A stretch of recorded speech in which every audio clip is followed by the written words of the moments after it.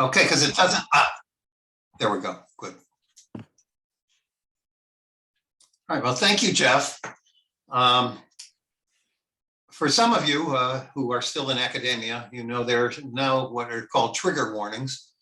Trigger warnings are because our youth are very sensitive, I think oversensitive. And it makes teaching the Holocaust, I'm glad I'm not teaching the Holocaust anymore because I don't know how I would do it, because I have to start with a unit on Christian anti-Semitism, and I'm sure that would be offensive to many of my students. But one of the things I do that's also offensive, and so I'm warning you, is I write songs. I write overtures for all my lectures, just sort of to cover some of the material, and in this case, some of Jeff's material as well. So here's the overture for today. You've got to be taught that Jews killed Christ, that goods in their stores are overpriced. It is all there in the internet memes, warning against all their COVID schemes. You've got to be carefully taught. You've got to be taught or you'll be replaced by Jews and their pawns of a colored race and lasers they beam from outer space. You've got to be carefully taught. You've got to be taught before it's too late, before they take over your Aryan state, to scapegoat them with all of your hate. You've got to be carefully taught. So let me start. Everyone knows that the film industry, from its inception, Jews were overrepresented, certainly in the ownership of studios after 1910. Initially, that wasn't true. That Jews, as screenwriters, less so as actors and directors at first, but then very heavily overrepresented. And yet, very few films have been about anti-Semitism. And even since the 1930s, were about Jews. So how do we explain this paradox? I mean, first of all, the film industry was a new industry. It was what we would call a startup. That's why Jews got into it. They were in the distribution of films initially, owning of Nickelodeons, distributing films to arcades. They faced what was then an attempted monopoly by Thomas Edison, who had the patent on the filmmaking, and he tried to make everyone who distributed films go through him. His initial films, which were made for immigrant audiences, it was a cheap form of entertainment, a lower class form of entertainment, were quite anti-Semitic. He played a lot on ethnic stereotypes. By the way, the audiences loved them, whether they were Jewish audiences, Polish audiences, whatever. They loved these movies. They saw something of themselves, but he exaggerated all the stereotypes. Perhaps the most famous is a movie called Cohn's Fire Sale from 1907. In which Cohn is unable to sell some high-priced French hats. He comes up with a scheme. He's going to burn his store down and collect the insurance, but save the hats and then sell them in a fire sale. Not the nicest thing. He has a nose that's like as big as a watermelon. Not very nice. Jews became more involved in the process of production and in fact challenged the monopoly. Carl Laemmle did, and won a court case. And then moved the industry from the East Coast, where it had been focused, to the West Coast. The film industry then became very big during World War I, American films, because they weren't making many films in Europe where war was happening. And so it emerged after World War I that Jews were the dominant force, certainly in ownership of many of the studios. And they made lots of films about Jews, and they were less negative. They were largely about assimilation. They were about the jazz singer, the old world versus the new world values and fitting into America. But they made lots of the charge that they didn't make films about Jews is just not true. There were 315 films made about Jews from 1905 to 1934. Amazing. A lot of those are one-reelers and two-reelers. They're short films. But a lot of them feature Jews as main characters. But why so little about anti-Semitism with all these films? And the reason is obvious. when Jews became dominant in the film industry, and the film industry devoted a lot of their films to crime, to sex, to things that were seen as wrong, to urban developments. There was a backlash against the film industry, which took a very anti-Semitic form. The most famous purveyor of this was Henry Ford in his newspaper, the Dearborn Independent, and then in a collection he put together called the International Jew, which was really just an American version of the Protocols of the Elders of Zion. Let me read you a bit from it. It says, the movies are not just controlled in spots or merely, but entirely, with the natural consequence that now the world is in arms against the trivializing and demoralizing influence in this form of entertainment. As soon as the Jews gained control of the movies, we had a movie problem, the consequences of which are not yet totally visible. Every night, millions of Americans place themselves voluntarily within range of Jewish ideas of life, love, labor, and propaganda. He wasn't alone.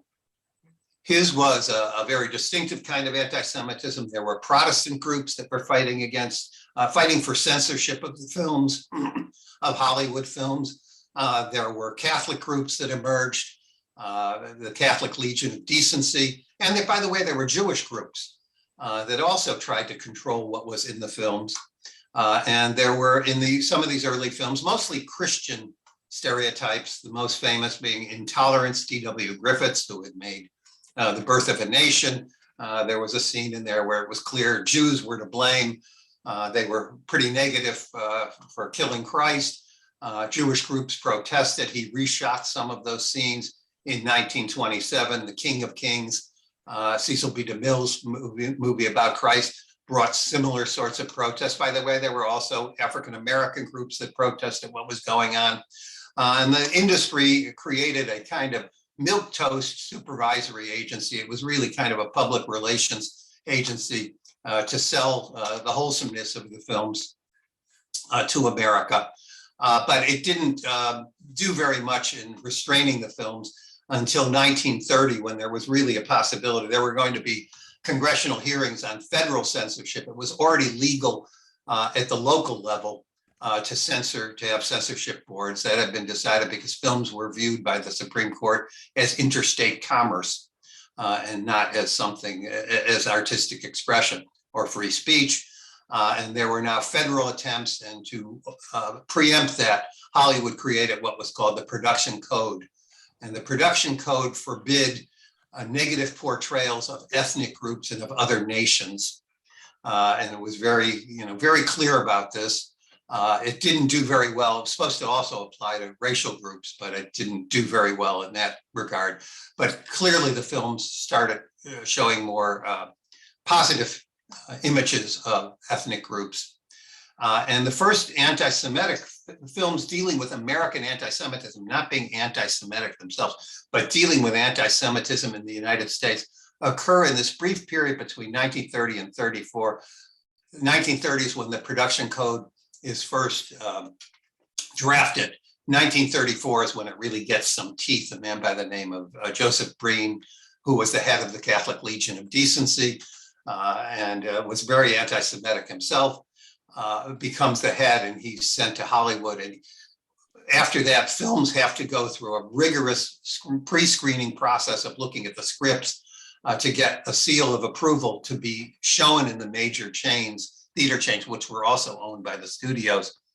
But between 1930 and 1934, there was an attempt to push the envelope, so to speak.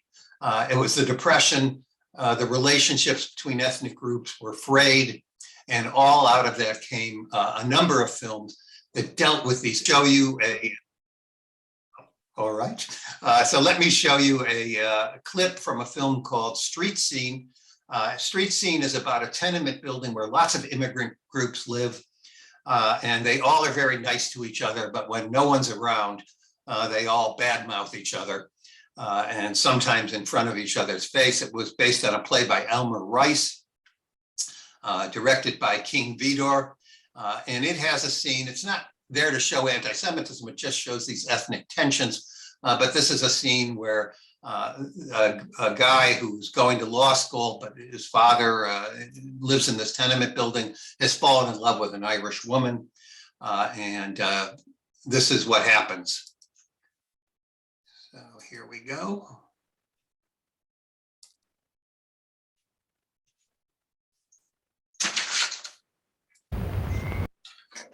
Oops. Sam, there's something I want to ask your advice about. A man in our office wants to put me on the stage. The stage? But don't you know what he wants? Look out, Sam. Here's that tough from upstairs. Hello, Rosie. Have you been here all night talking to the little youth? Hello, Martha. Shit! Let me go. Let him alone. Gee, I'd hate to get into a mix-up with him. Got a date for tonight, kid? Yes, I have. Yeah? Who with? The milkman? Shut up, you. What'd you say? I thought I heard you say something. You... Fighting Kaplan, the pride of Jerusalem. For crying out loud.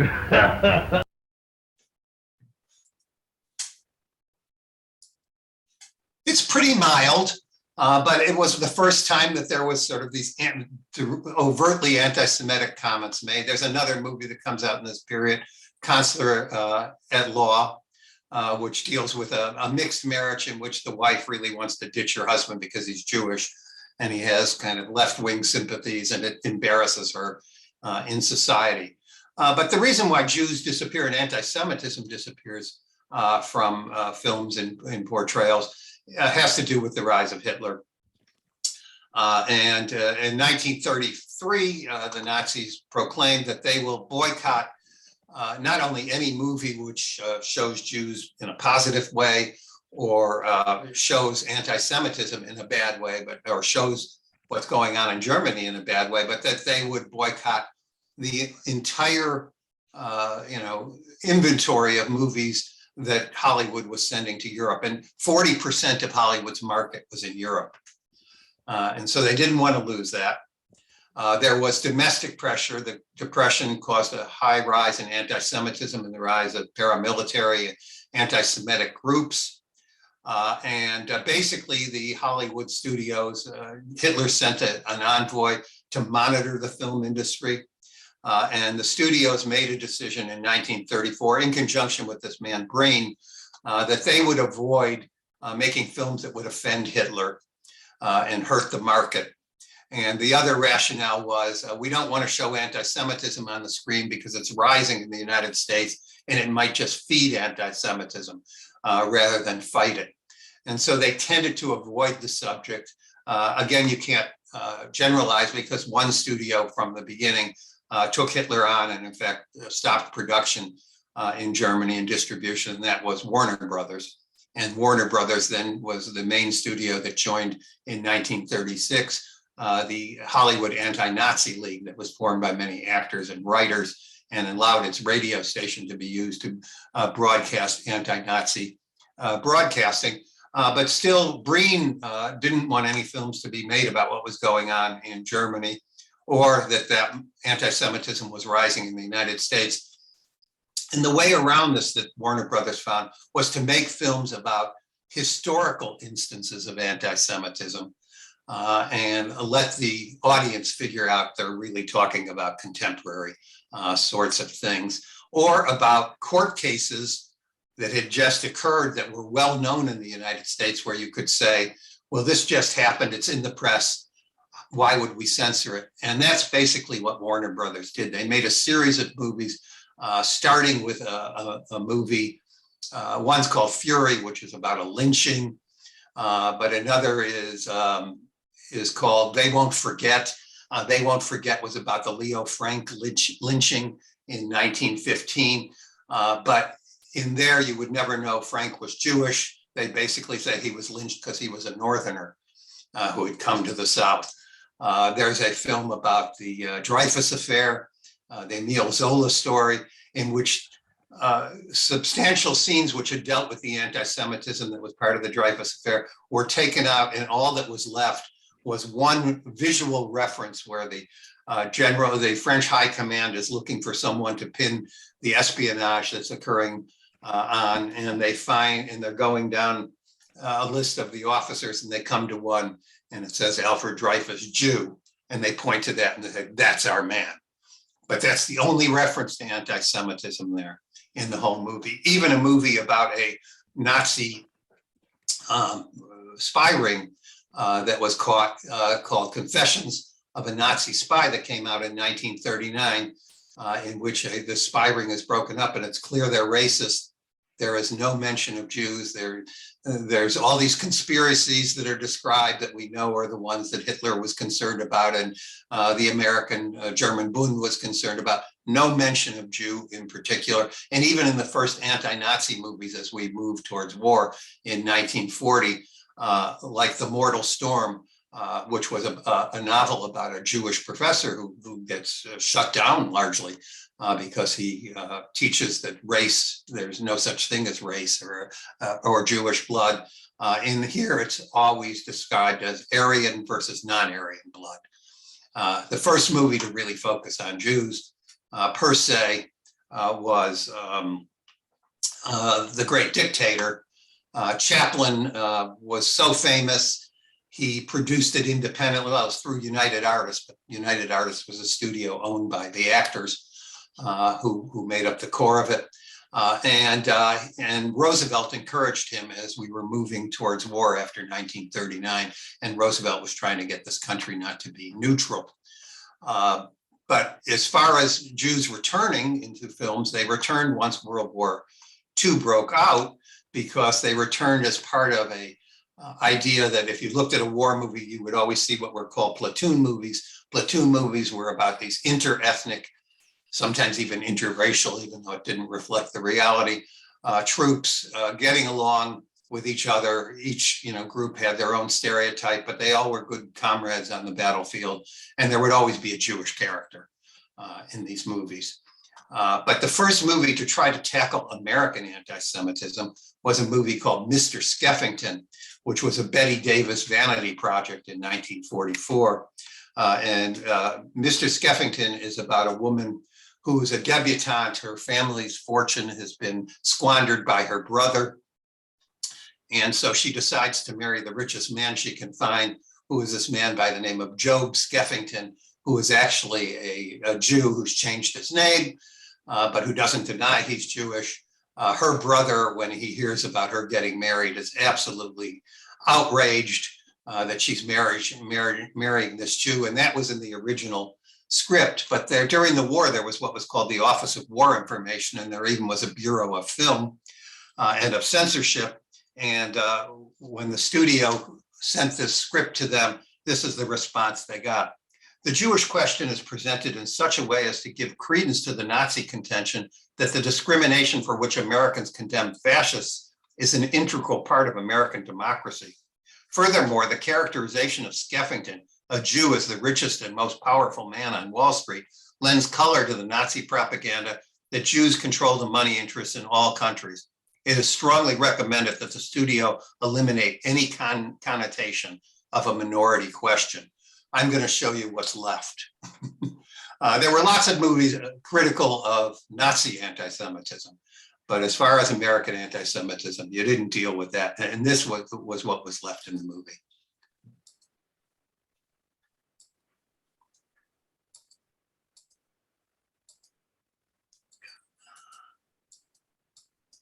Why is this not moving?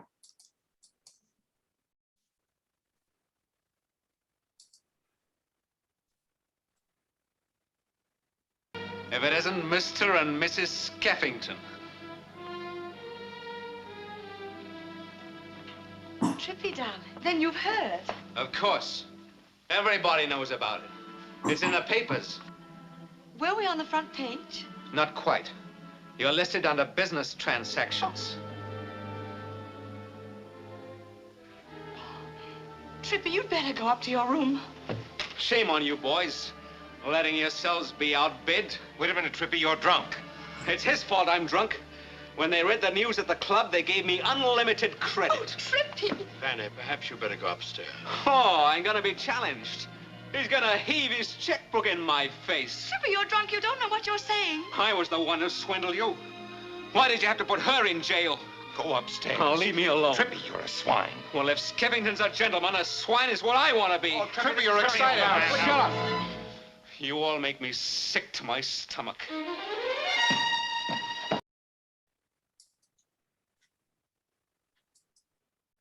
So that was what was left. Like I said, that finally Hollywood did face up to the Holocaust. It took until 1944 to really have a movie which kind of understood that this was about genocide and not about just individuals just fleeing and trying to escape, or individuals who were killed who were political dissidents. And that movie was a movie called None Shall Escape. Kind of a prequel to the Nuremberg trials at many went, but done in flashback. So after the war, there was a realization. All the public opinion polls conducted during the war indicated that anti-Semitism was rising in the United States rather than falling. And a lot of people held the Jews accountable for dragging us into the war, or Hollywood accountable for dragging us into the war. And those percentages were like 44% of Americans felt that. And Hollywood finally decided it had to do some movies about domestic anti-Semitism, especially after the revelations of what happened in Germany. And so there was a flurry of movies that started to come out, starting in 1945. Pride of the Marines has a Jewish character who talks about the discrimination he'll face. It's not primarily about him, but nonetheless, it's there. Body and Soul, a boxer movie, has some references. But the most important were the two movies that came out in 1947, Crossfire and Gentleman's Agreement. Crossfire dealt with a kind of rogue army officer who meets a Jewish veteran in a bar after the war. He thinks Jews have tried to get out of combat, that they're plotting against the U.S., and in a drunken fit, he kills him. And then the rest is the investigation to find out who killed him. And that's kind of that's about as close as we got to anti-Semitism being something that's lethal. Though there was another movie called Open Secret, which was about a sort of neo-Nazi gang trying to close down a Jewish shop in a neighborhood, but it was not a very popular movie compared to these others, both of which were nominated for Best Movie. But Gentleman's Agreement is the best known one. And Gentleman's Agreement is based on a premise that angers many Jewish studies people.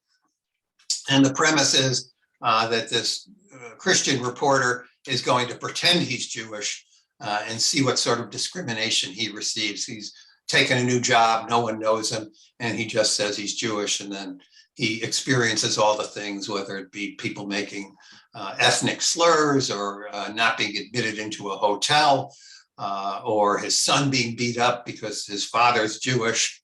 All those things happen.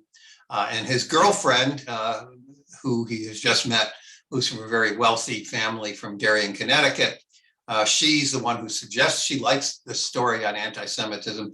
But then when she brings him to her, to her sister's and brother-in-law's house, she's kind of embarrassed because they're kind of anti-Semitic. And she soft pedals what's going on. And he begins to think that Kathy's her name, that she's also anti-Semitic. And this is a scene where this reporter's best friend, who is Jewish and who's been unable to find housing, and played by John Garfield, who actually was Jewish, he talks to Kathy about what this anti-Semitism he's been studying means.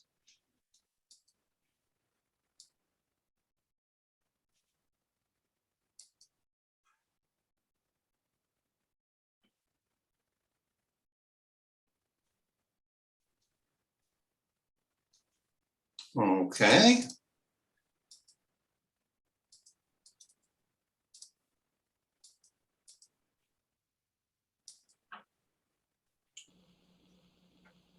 I want to ask you something, and I want you to answer me honestly.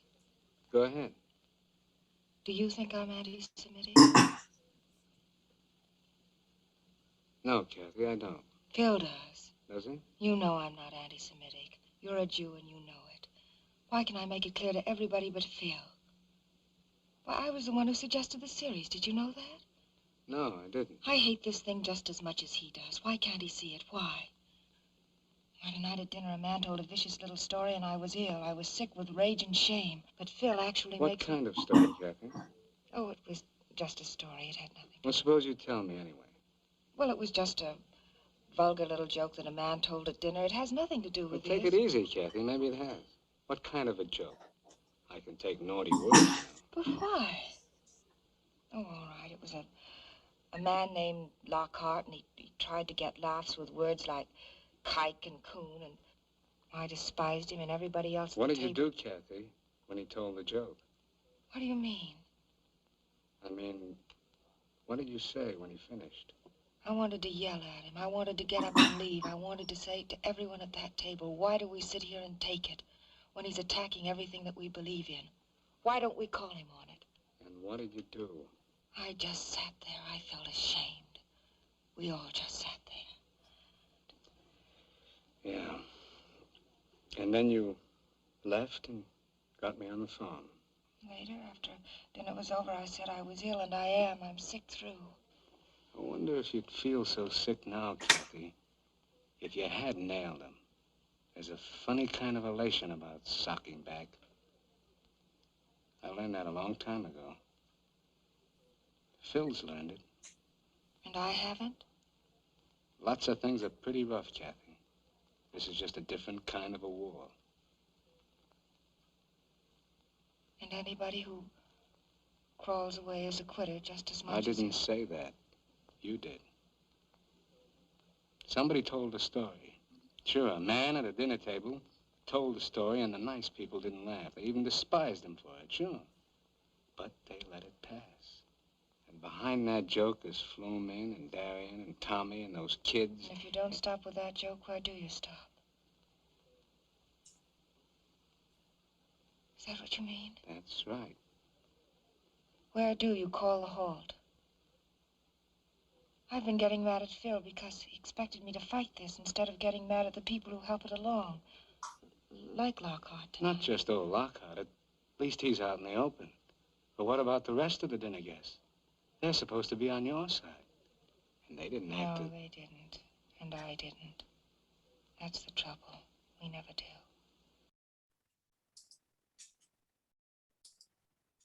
It's a great scene.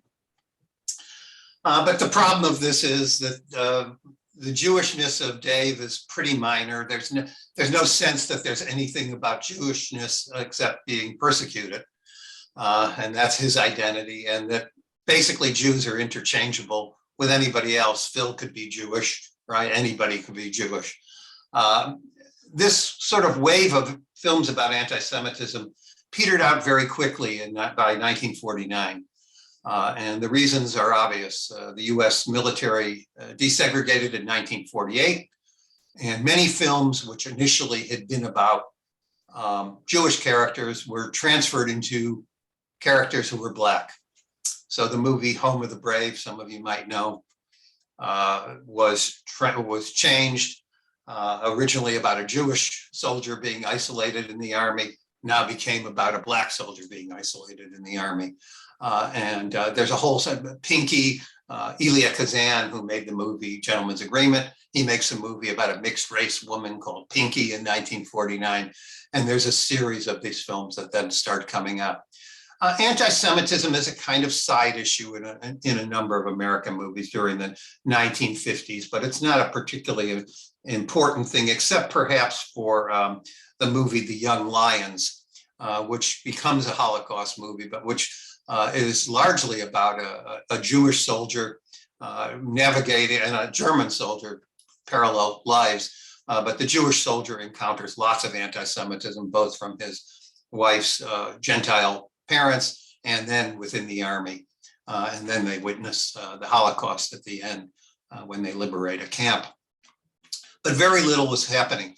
What happens is those two issues, though, of Black civil rights and anti-Semitism merge in movies by the 1960s.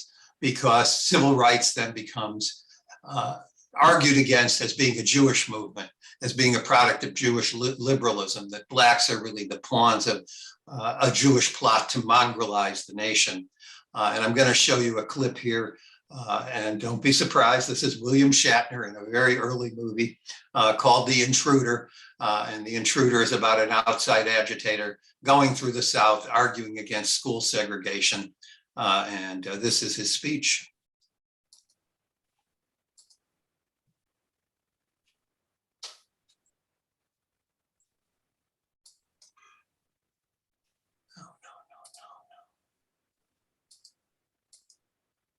Went to the wrong one. Well, Jimmy was...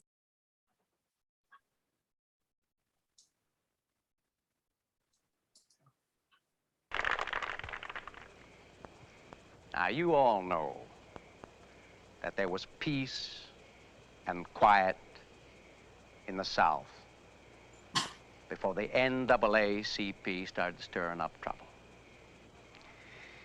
But what you don't know is that this so-called advancement of colored people is now, and has always been, nothing but a communist front headed by a Jew who hates America and doesn't make any bones about it either. Well, the commies didn't waste a second. They knew only too well, friends, that the quickest way to cripple a country is to mongrelize it. So they poured all the millions of dollars the Jews could get for them into this one thing, desegregation. They went to the courts. Now, Judge Silver, who is a Jew and is known to have leftist leanings. Who says so? The record says so. Look it up. Abraham Silver, for one thing, belongs to the Quill and Pen Society, which receives its funds indirectly from Moscow. So what did the judge do? Went right ahead and ordered integration for the Caxton High School. Your mayor and the governor could have stopped it, but they didn't have the guts. That's right. You'll never think the same about Captain Kirk after that. Another thing that started happening after that was there are a series of movies. And by the way, this theme continues through a lot of movies which deal with, I write about neo-Nazi movies. You can find this theme all over. This is the displacement theory that I talked a little bit about in the song. It becomes an important part. But one of the things that happens as Jews become more accepted, and generally the 60s and 70s, part of it's seen as a product of Israel's victory in the Six-Day War, when we're, trying to do anything in Vietnam, and they beat Russian-backed forces. Part of it has to do with Jewish upward mobility and suburbanization, and the decline of religious affiliations and the higher intermarriage rates. Jews are becoming successful in the 60s, 70s, and the perception is that you don't really need to focus on anti-Semitism anymore. That if you're going to talk about anti-Semitism, movies are now made about anti-Semitism in the past, but without much reference to their present relevance. So you think of the movies of the 80s. You may know the movie School Ties, about a 19th kind of another version of Gentleman's Agreement, but about it's set in the 1950s about a Jewish kid who pretends he's Catholic to play on the football team of a Catholic school, and the anti-Semitism he encounters when people realize it. It's kind of a reworking of that, but clearly the 50s, he's a working class kid. There's the movie Quiz Show, which deals with the anti-Semitism that a man by the name of Stempel, who was winning on the series $50,000 question, who was winning, was seen as not as presentable as Charles Van Doren, and was sort of ousted because he was too Jewish. Those movies, but they're set in the past. They're 1950s movies. What starts to emerge more in the 1990s are movies about Black Jewish tensions, or a realization that those tensions are, these are things that have been evolving since the 60s with the Oceanville-Brownsville dispute, and the sense of the identification of many Black radical movements with the Palestinians, and over issues like affirmative action. And these tensions blew up in the 1990s in the famous Crown Heights riots. I'm going to skip one of my movies, though it's one of my favorite scenes, Liberty Heights, from Liberty Heights, which deals with a group of Jewish kids who are shut out of a country club at the beginning, and they think it's all against the Jews, but it's also the same week that they're integrating the schools in Baltimore. And as you watch the movie, you realize the Jews win out, but the Blacks don't win out.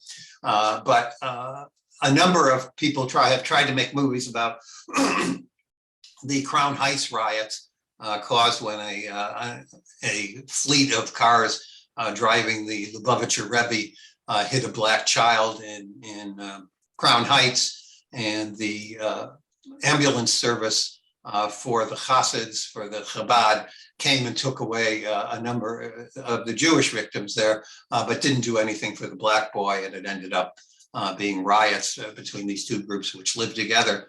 And I'm going to show you a scene from a movie called Crown Heights. It's kind of cribbed from Spike Lee's movie Bamboozled, but it gives you a good sense of these tensions. And now looking at, there's this ethnic tension between Blacks and Jews, traditionally viewing themselves as allies, but even that is starting to come apart. Think of a movie like Driving Miss Daisy, which shows those tensions. So let me show you this scene.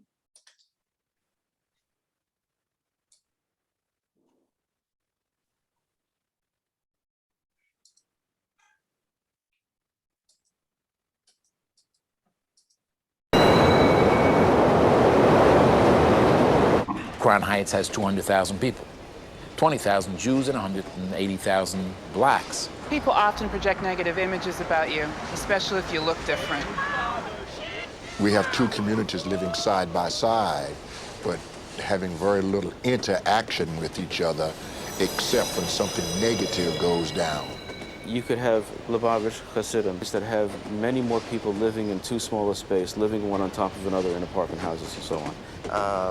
Some people think that Jews have more a piece of the pie. During an economically depressed period with high crime and stereotypical images on both sides. The white person says, well, no, the Blacks are the enemy because they're all on welfare. And they don't want to be nothing, and they're slacks and they're smokers. I don't think Black people hate Jews. I think they don't understand us. They don't know what to do with us when they see us. They tend to be so separate, not just looking separate, but being separate. Some of us don't trust the Jews. And maybe he thinks that I think that I'm better than him because I'm religious, which is the opposite of what I think. They don't like us because we have our own culture, we look different, we dress different, we have our own ways, and they can't deal with it. Whenever my son goes to the store, it's as though they don't even want to touch the boy.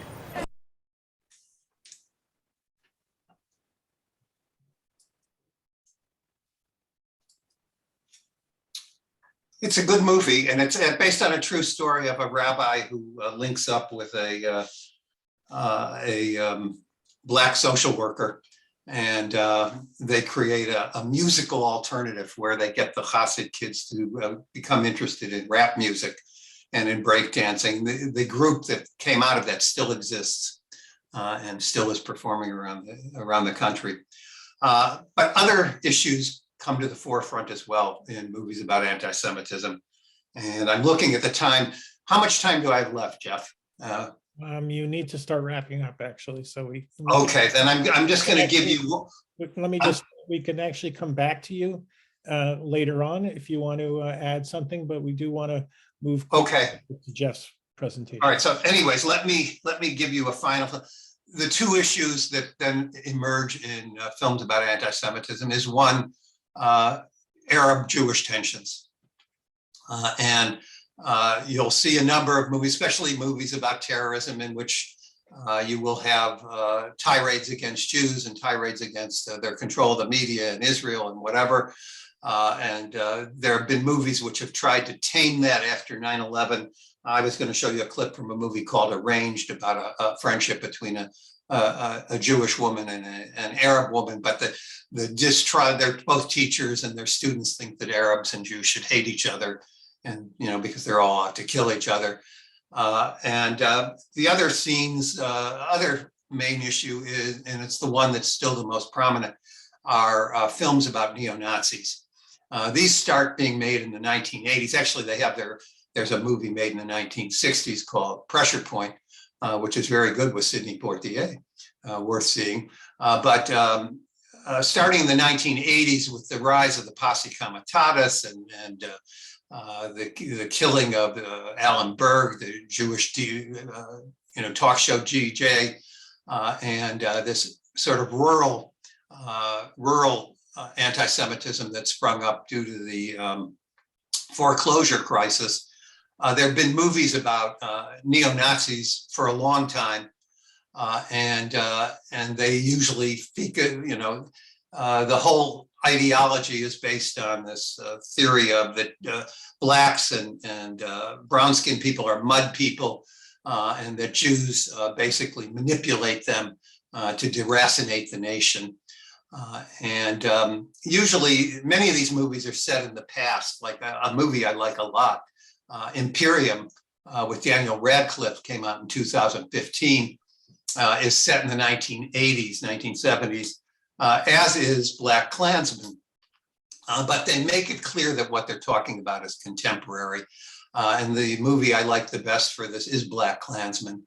And so I'm going to have Jeff show you a clip from Black Klansman, in which a Jewish policeman who is not very interested in his Jewish identity is put on this undercover operation to pretend that he wants to join the KKK.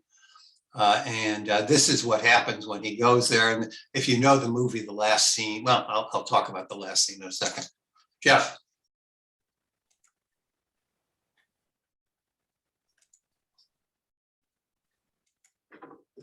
You're going to take this lie detector test. Take a seat. What is this? Is this your Jew den? Is this where you make your candles? And your lampshades? You're going to take this lie detector test. Open the damn door. This is some lame bullshit. Lame or not, you're taking this Jew lie detector test. Sit down. Okay, Felix. Out of respect for this organization, I'll play along with your little get smart bullshit, but I'm no fucking Jew. Sit down. Ask anybody. They'll say I'm a real friendly guy. Thing is, I'm only friendly to my friends, not Jew friendly. Damn sure not nigger friendly. Me neither. Know what I think? You think? Oh yeah, I think. What do you think about? This Holocaust stuff never happened. That's the biggest Jewish conspiracy ever. 8 million Jews killed. Concentration camps never happened. Where's the proof? Are you high? I don't get high. I drink. Because I'd say the Holocaust is one of the most beautiful things I've ever seen. It just makes sense to me. You have a whole race of leeches that you have to get rid of. So what do? You starve them, you burn them, you get rid of them. It's like weeding out roots for the better people. Haven't you seen the footage? That's fake. Jews run Hollywood. Fucking hell. Let me see your dick. You're gonna shoot me? Put that gun away. Jews do something funny with your dicks. Some weird Jew shit. Is your dick circumstanced? Oh, is that what this is about? You're trying to see my big Jew dick, you fucking faggot. Who are you calling a fucking faggot? Jew faggot.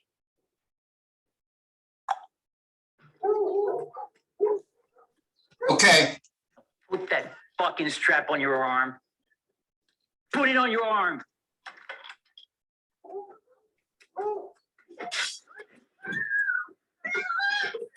Honey, what's wrong? Honey? Okay, you can stop it, Jeff.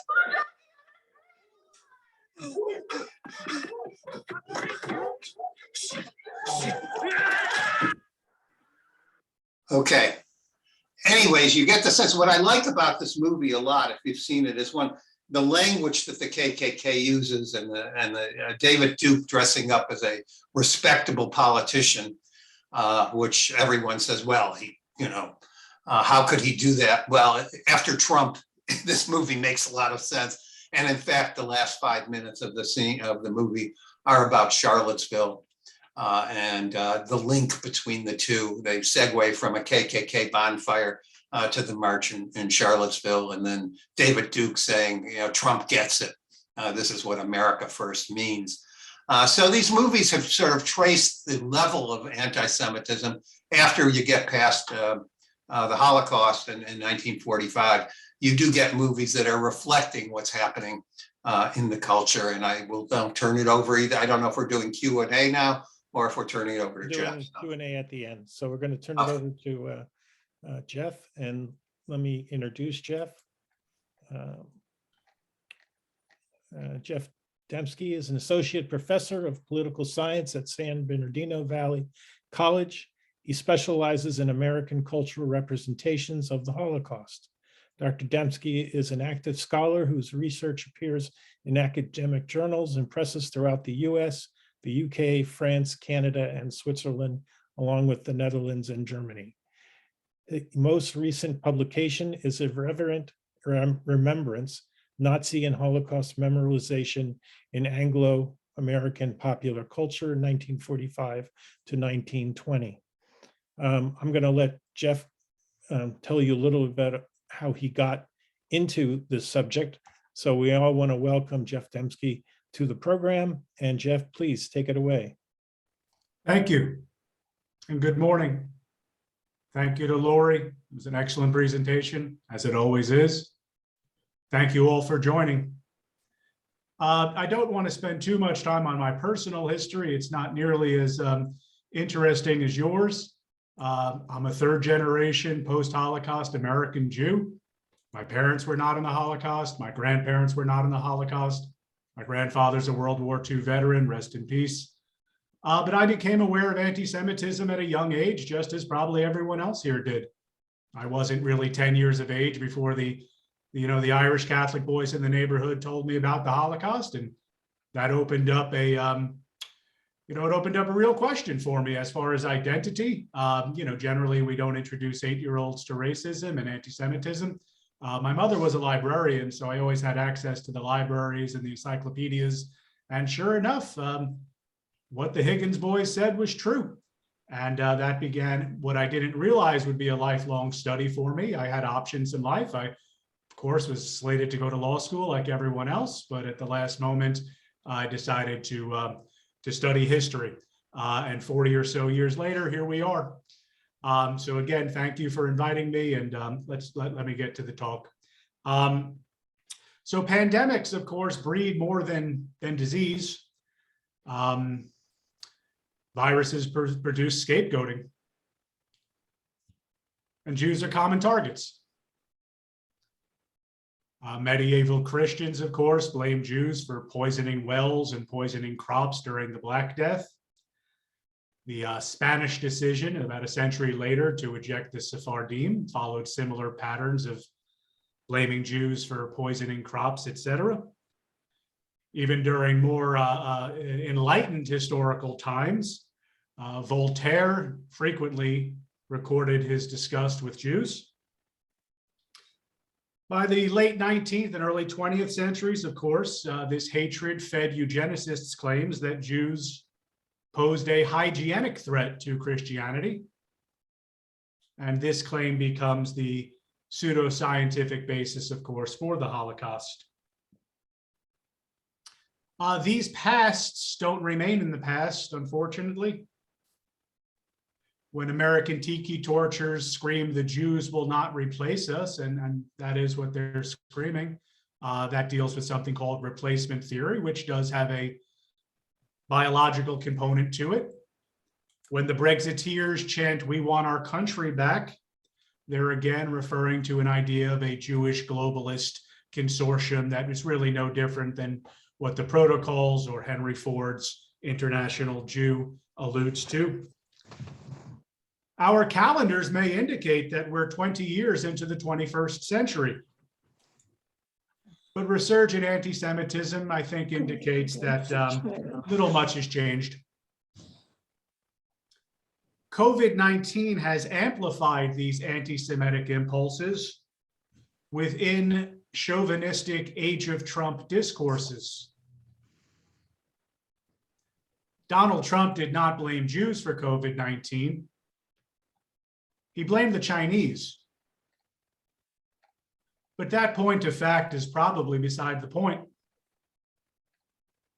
Racism from on high encourages racism from below. And not surprisingly, Jews proved quick targets. Starting in spring 2020, and just again, it seems so long ago, but it was March 2020 when the United States began its shelter-in-place procedures. The world shut down in March of 2020. And that's when the anti-Semitic memes and the anti-Semitic cartoons started popping up. Having quickly perused the gallery today, I'm not sure how many people here go to 4chan or 8chan or Reddit or Gab or Parler, but please take my words, these are real live websites. Just type in www and you're on your way. These are thriving right-wing internet chat rooms. These are global chat rooms, and they're potent. People participate, people contribute. And memes and political cartoons are an abundant part of this resurgent anti-Semitism. Memes are quickly produced, they're simplistic images, and they're easily mutated, and they're easily replicated, and they're easily altered. And as a result, they can become really quick snapshots of a period's current events. And I'm going to show you a lot of memes and a lot of political cartoons. So you'll visually pick up on what they are. They're not designed to be difficult to interpret because the consumers and producers of these anti-Semitic memes are not aiming for highfalutin new ideas. They're hammering away at old basic tropes. And that's what makes this interesting, in my opinion, is the memes and cartoons are simply rejuvenating and repackaging old ideas for new audiences. It is in these online wastelands, it is in these dark, deep recesses of the internet web that scholars of anti-Semitism and students of anti-Semitism and people who have lived anti-Semitism or people who are concerned by anti-Semitism, it's actually in these online wastelands that we can begin to understand why, during a global pandemic, anti-Semitism has remained so healthy.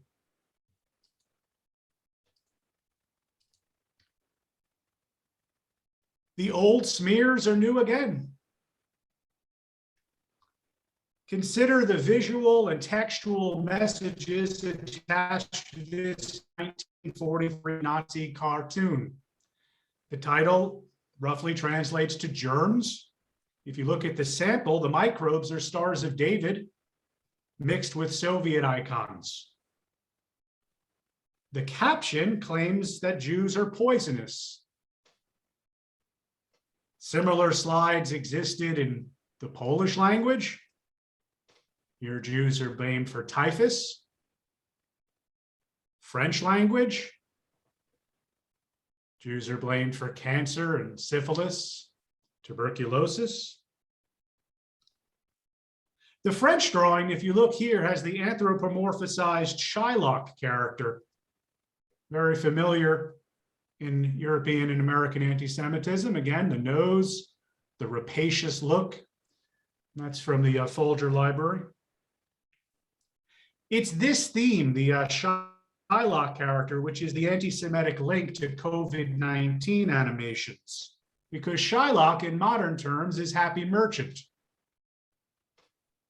Happy Merchant is a highly exaggerated Shylock.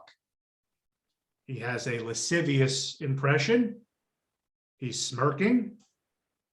He's holding clasped, seemingly covetous hands. Happy Merchant's not new. He's a 20-year-old caricature. He has a broad hate catalog, which manifested and began to really appear online right around 9/11. You see, Happy Merchant is about to blow up the World Trade Center. I've spent the last month or two trying to identify all of the other characters with limited success. That's Paul Wolfowitz, clearly the defense neocon. I believe that's Larry Silverstein, the man who, the Israeli-American financier who owned the Twin Towers and had taken out an insurance policy about a year before they went up. Might be Alan Greenspan there, I'm not sure, and I can't figure that out. Maybe someone can help me. And anyway, the point is this: for people already peddling Happy Merchant, COVID-19 simply opened up a new way to attack. This is just a fresh theme. The website Gingerzilla, it's a far-right website, and they host this sort of content. This cartoon is from March 2020. It adopts the familiar scientist studying the microbe theme, which we saw here with the French. Again, so we have about 70 years of time, but it's the same basic theme. The scientist is studying the microscope, and of course, in the end, he discovers Happy Merchant as the truly terrifying virus. So right there, the Jew and the virus are conflated. Related memes quickly crop up. COVID-19, close-up shot here of grinning, big-nosed microorganisms all wearing Star of David kippah. This slide implies, of course, this is a meme, that Jews are infected. Jews are the hosts. Jews are the virus carrier. And in that sense, genocide is a public health precaution.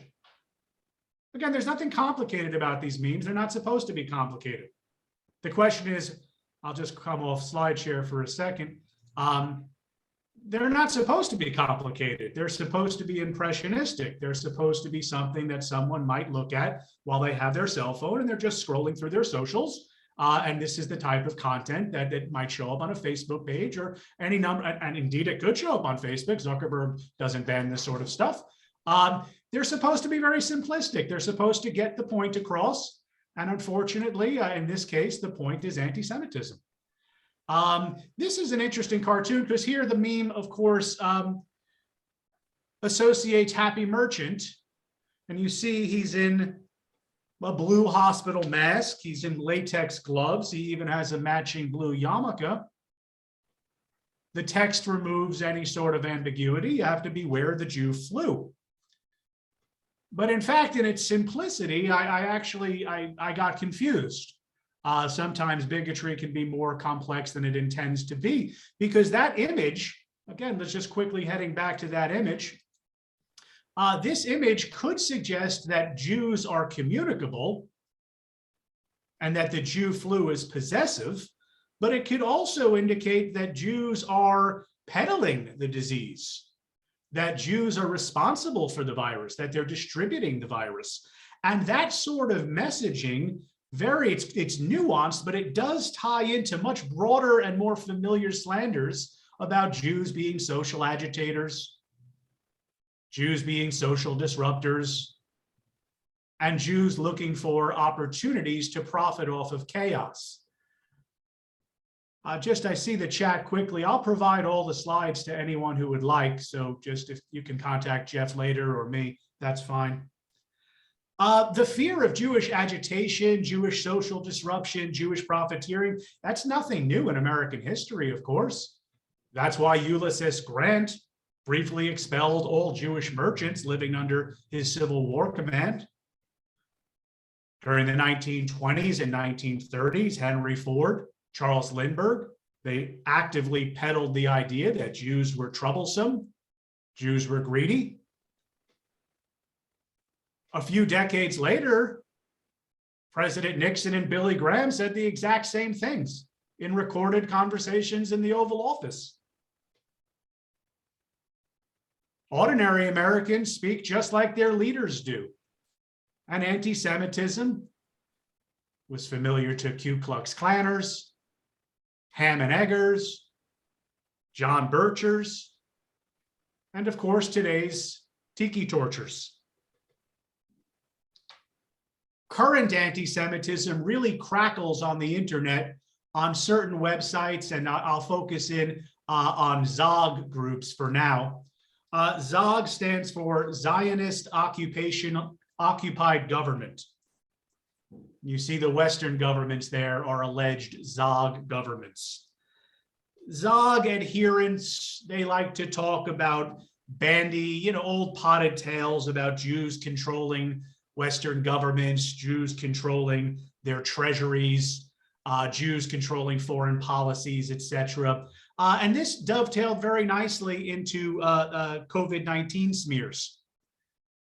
This is also from Gingerzilla, and you can see it's an Asian fellow coughing a fluorescent green cloud onto Uncle Sam. And of course, it's referencing the Chinese, or the racialized slur of Chinese origins of the virus. And Sam doesn't know how to respond to the crisis. And of course, the crisis is getting worse and worse. Interestingly, the strip soon veers into anti-Semitism, because again, if the question is, how can I respond to this? By the third strip, the answer is to give Happy Merchant $1.5 trillion. The memo line is for Jews. It's made out to Jewish finance. And of course, representing Jews as representing Americans, the United States, particularly and Western nations, as beholden to Jewish interests. I mean, this is just a very basic anti-Semitic slur. We saw a reference to this in Laurie's clip, in the short clip on Mr. Skeffington. Jews controlling all finance, Jews controlling all the world's wealth. This was not a one-off slide, a one-off meme. Many more begin to pop up because, again, the memes quickly reproduce, they quickly replicate. So, it's not particularly surprising. And again, you see the date there is March 20, right when the shutdown was occurring. We shouldn't be, there's Happy Merchant again. Loot the treasury. It's the Jew flu. Here's Happy Merchant again.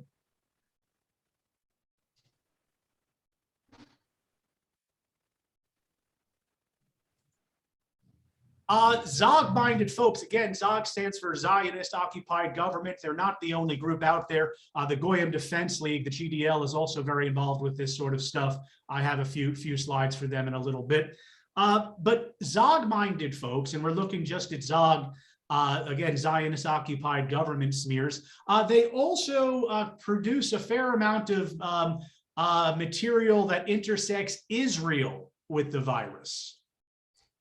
Now, condemning Israel could be read as a proxy for smearing the US government as well, because ZOG rationales teach that powerful Jews in both nations are conspiring to sow global unrest. This was not lost. That you see here, this is an entry to the 2020 Iranian We Defeat the Coronavirus contest. And that's an offshoot of their Holocaust cartoon competition, which has been going on for a little over a decade now. And you see Uncle Sam there is on bended knee, but he's colluding with a germ, an Israeli germ, dancing on a hat with the Jewish Star of David, and they're projecting the sickness onto the world. Another applicant contributed the so-called coronavirus missile. And this complicates the question of the Western claims, at least, of who did what to whom. Because in this representation, coronavirus is an American creation being unleashed onto the world, the Eastern world, not the other way around. This counter message not only complicates issues of who did what to whom, it complicates questions of who are the victims. And we see this in a very interesting emerging set of slides, and our Israeli participants will be more familiar with the hashtag COVID-98 slides, COVID-48 slides. The hashtag COVID-48 is a new subset of memes which fuels a growing discourse that teaches Israel's creation in 1948 is just as deadly for the Palestinian people as COVID-19 in current times. And you see the fellow in the middle under the House of Gaza here, clearly identified with the Palestinian flag, is trying to hold off both COVID-19, but also trying to hold off Israeli advances. Again, the same message. And this is a very current and very growing set of meme activity. So again, COVID-19 is somehow, no longer a neutral virus, it's turning much more into a politicized discussion of anti-Jewishness and anti-Israeli attitudes. There are additional cartoons. Here you see a clearly identified meme. The messaging is simple. I don't think I need to interpret it for you. This cartoon, this meme is no more difficult to interpret. The Palestinian woman wearing the Palestinian flag is being forced into a band of COVID-19 germs by the Israeli flag, Israeli soldiers.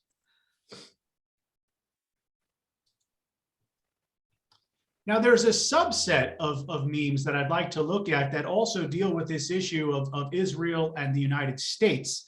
And it brings back Happy Merchant in a new way. And this subset of memes makes the argument of what's known as the Zionist American militarism, or the Zionist American aggression, or the idea that the Americans and the Israelis are really just interchangeable, they're just coterminous, and that their one shared interest is the destruction of the Middle East, or is the militarism and the expropriation and the destruction of non-Jewish cultures, etc., in the Middle East. So if we take, and what's interesting about these slides, just very quickly, is you're going to see two different memes put together. And as a result, the message, the anti-Semitism, the message actually shifts slightly. We're going to get back to Happy Merchant here, because Happy Merchant, when he stands alone, Happy Merchant, of course, signifies Israeli scheming or Jewish scheming. However, when Happy Merchant is set along a second meme, specifically L'American Bear, the duo then signify Zionist American imperialism and Zionist American militarism. Now, L'American Bear was a Finnish meme originally, and he was drawn simply to lampoon alleged American obesity and alleged American laziness. And not unlike the J. Willington Wimpy character known to the Popeye comic strip, L'American Bear is especially keen to eat hamburgers, which might just be the American diet, so to speak. However, this lovable lump of American Bear soon fell victim to the same creative misappropriations that Nazified Pepe the Frog. Now here you see Pepe on the left when he was originally drawn as just a bohemian, easygoing frog who had no political affiliations and no interest in anything other than smoking cannabis and eating food with his friends, but he was captured. Pepe was captured by online trolls who turned him into a hate symbol, and within a year or two, the Anti-Defamation League had to ban Pepe. And the creator, he had to kill Pepe because Pepe had been misappropriated and pushed into anti-Semitic spaces. Well, this capture process of capturing an image, rebranding the image, and pushing the image into anti-Semitic spaces is exactly what's going to happen to L'American Bear, because in modern times, L'American Bear becomes Happy Merchant's unwitting pawn. Happy Merchant lures L'American Bear via a hamburger-baited fishing line. Now, this sort of drawing and this sort of representation is obviously sophomoric, it's childish, it's simplistic, but the trope work is very sophisticated. Here, Happy Merchant is luring L'American Bear to drive a dump truck filled with gold and money to Israel. The representation strikes at obvious claims of Jewish greed, obvious claims of American Jews running American policy to benefit Jews worldwide. Here, Happy Merchant is luring American Bear, and here we should see the motor scooter there, the mobility scooter, messaging the idea of a tank as he rolls the United States into oil fields and into destroying Middle Eastern villages. American Bear here is enticing, Happy Merchant here is enticing American Bear to embrace the neoconservative idea that Iran is both America's enemy as well as it is Israel's enemy. These are all pre-pandemic memes. These all came years before the pandemic. And what makes that interesting or important for our study is it helps to offer context. It helps to offer a clue. It helps us to understand why Jews were so quickly targeted once COVID became a global problem. It was already ongoing, this sort of activity.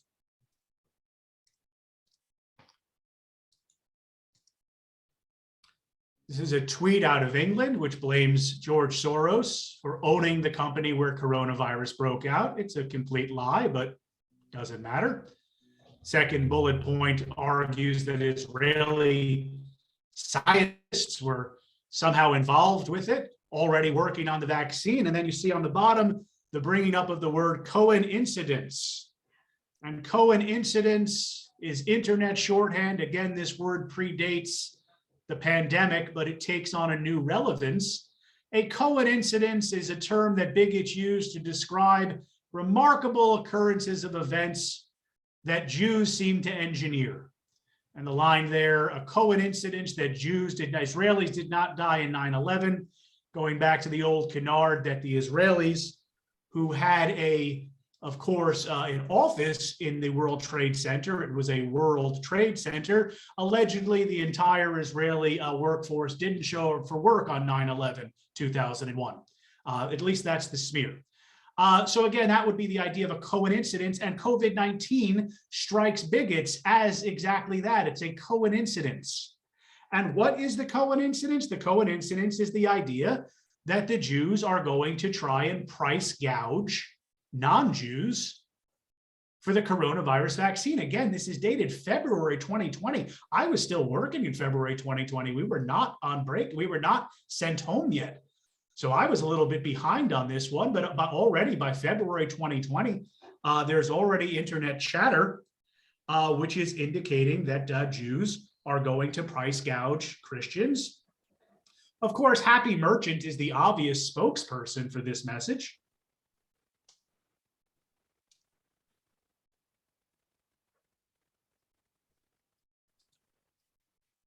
Now, none of this ever happened. There was no price gouging on the vaccine. The vaccine is free. We can't even give the vaccine away. But bigots are nimble, and I think everyone on this call knows that. They'll hit you one way, and if that doesn't work, they'll find another way to hit you. Bigotry is somewhat interchangeable. If you really hate Black people and there are no Black people in the room, well, then I guess you're going to start hating the Jewish person, and on and on and on. And we see this sort of nimbleness, and we see this creativity in the memes and the cartoons. We see a recalibration of the attack on Jews. As public fears about becoming ill begin to yield, and as public fears about Jewish profiteering are demonstrably untrue, we begin to see the bigotry shift to a more subtle attack that Jews are no longer bacteria, Jews are no longer the virus, Jews are no longer the profiteers, but rather Jews are now medical technocrats. Jews are the scientific technocrats that are going to try to use inoculations as a way to establish population control over non-Jews. Across cyberspace, these new images showed COVID-19 more as a matter of political science than medical science. And this messaging has worked. Wide pockets of Americans are now more fearful about government health officials than they are about the disease. Let's take a look at a November 2020 political cartoon from Scranton, Pennsylvania, the Times Tribune. And here we're going to see how avoiding a vaccine is not an inherently racialized act. It's not inherently anti-Semitic, but as far as a messaging, it can slip into one very quickly.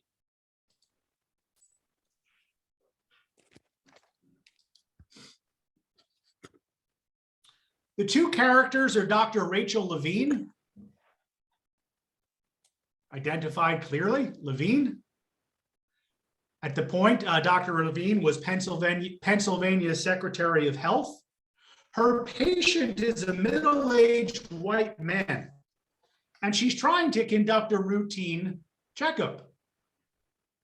But it's very clear this is not a routine encounter. Dr. Levine signifies secular scientific authority.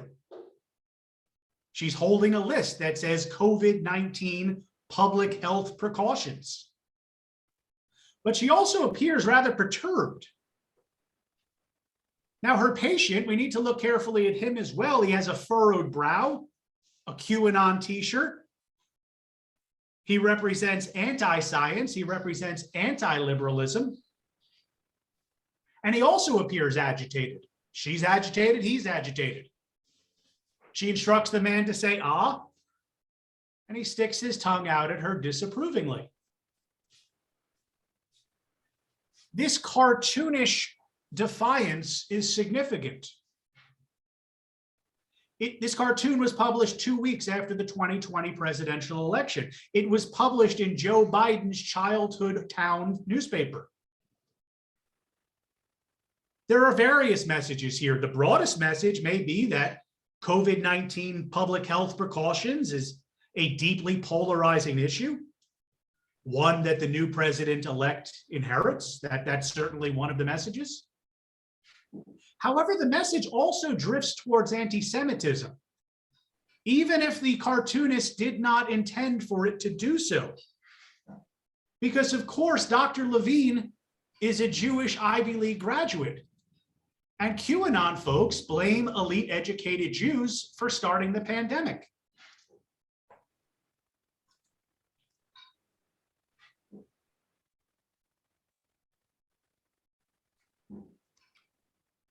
These pamphlets have been showing up all around the United States. Perhaps some of you are aware of them. They're being left at synagogues. They're being left at Jewish people's houses. Florida, Colorado, New York. You see here on the bottom, Goyim TV. That's the symbol for the Goyim Defense League.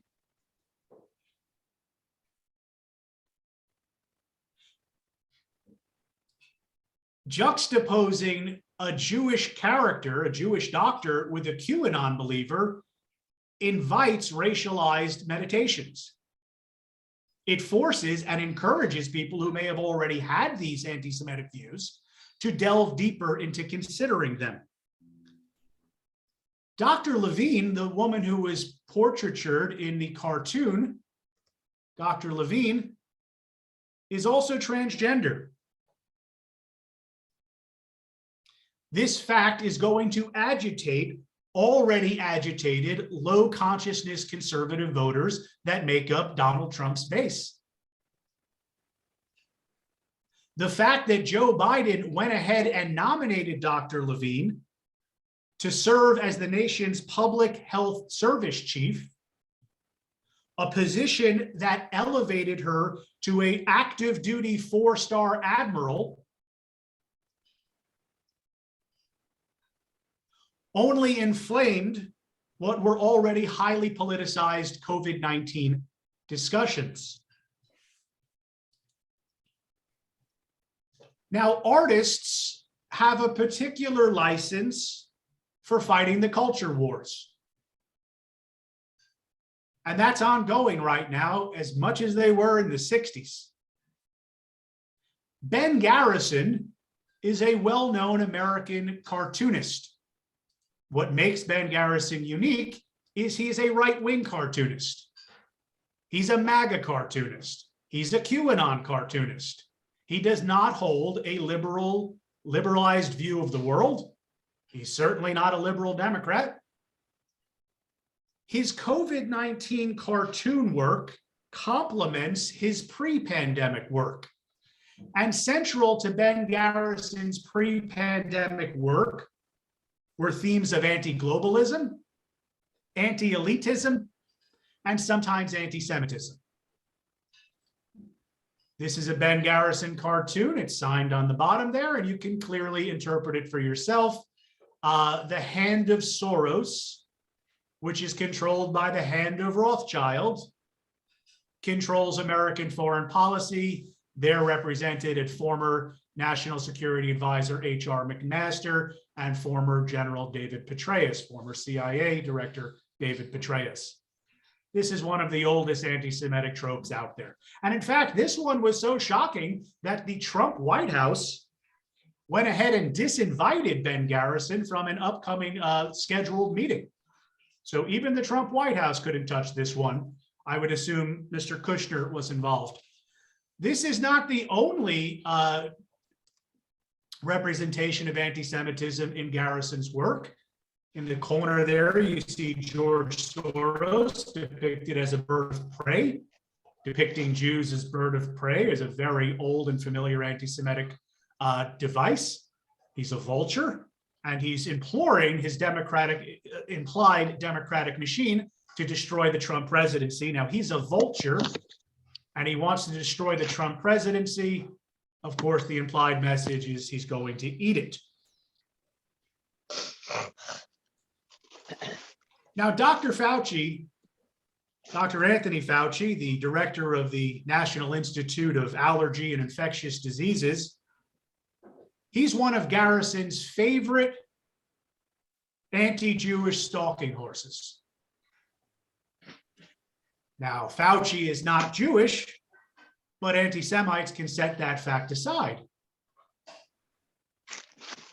If you look at Fauci through a bigot's eyes, his perceived Jewishness appears in his ethnic-sounding name, his slight, bespeckled bearing, his Brooklyn dialect, his Ivy League intellectualism.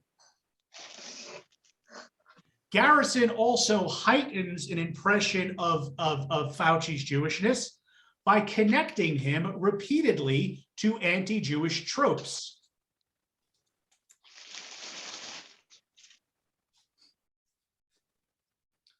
The Blue Demon characterizes Fauci as a forked-tongued devil. Set atop the United Nations logo and 2 inoculation needles. This branding does not explicitly label Fauci as Jewish, but it clearly connects him to the Jewish devil slur, the Jewish globalist slur, and the Jewish untrustworthy slur.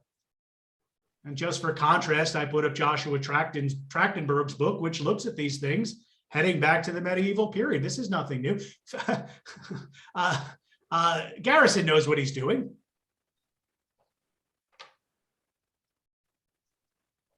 Dr. Fawcett, especially perceives negative Jewishness. Garrison gives Fauci an extraordinarily large nose. In fact, he weaponizes the nose, the symbol of Jewishness, alleged negative Jewishness. He weaponizes the nose as it's flushing Uncle Sam and the entire American way of life down the drain. Now, this image clearly indicates Fauci's an overbearing medical technocrat. That's the very obvious messaging. But the secondary messaging ties right into the idea of Jew as a social disruptor, Jew as a social destroyer. This is basic anti-Semitic fare. Garrison again goes after Fauci and alleged Jewish arrogance, alleged Jewish self-aggrandizement, the idea that Jews exercise outsized authority relative to their small position.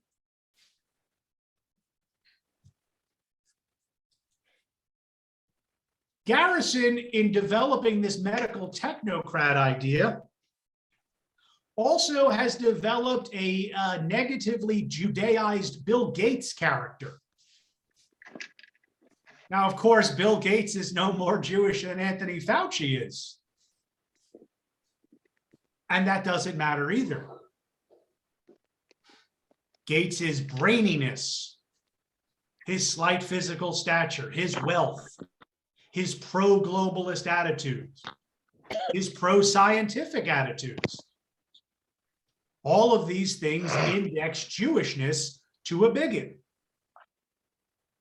And of course, the Gates Foundation, which predates COVID-19, is intimately involved with delivering mass inoculations.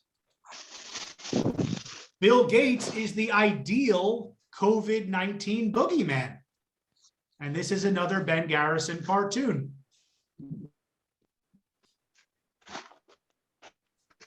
As the pandemic surged,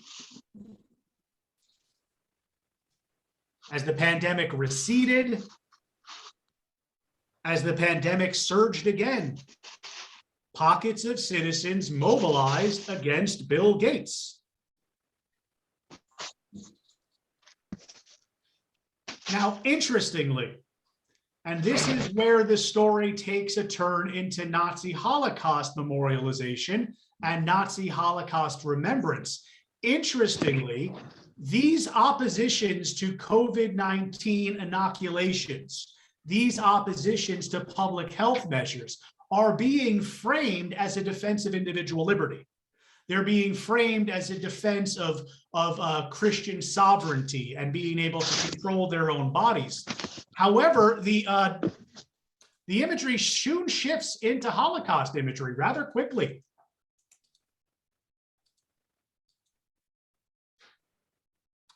This is another Ben Garrison cartoon.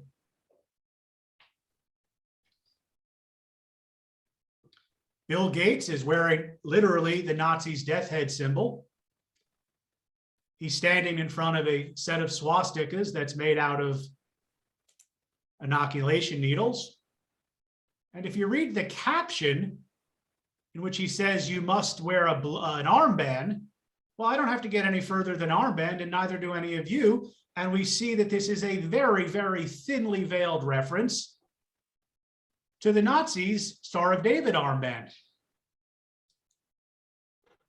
And it's at this very unlikely point, a somewhat uncomfortable point, where 21st century American anti-Semites are appropriating and really misappropriating icons that relate to 20th century European Jewish trauma.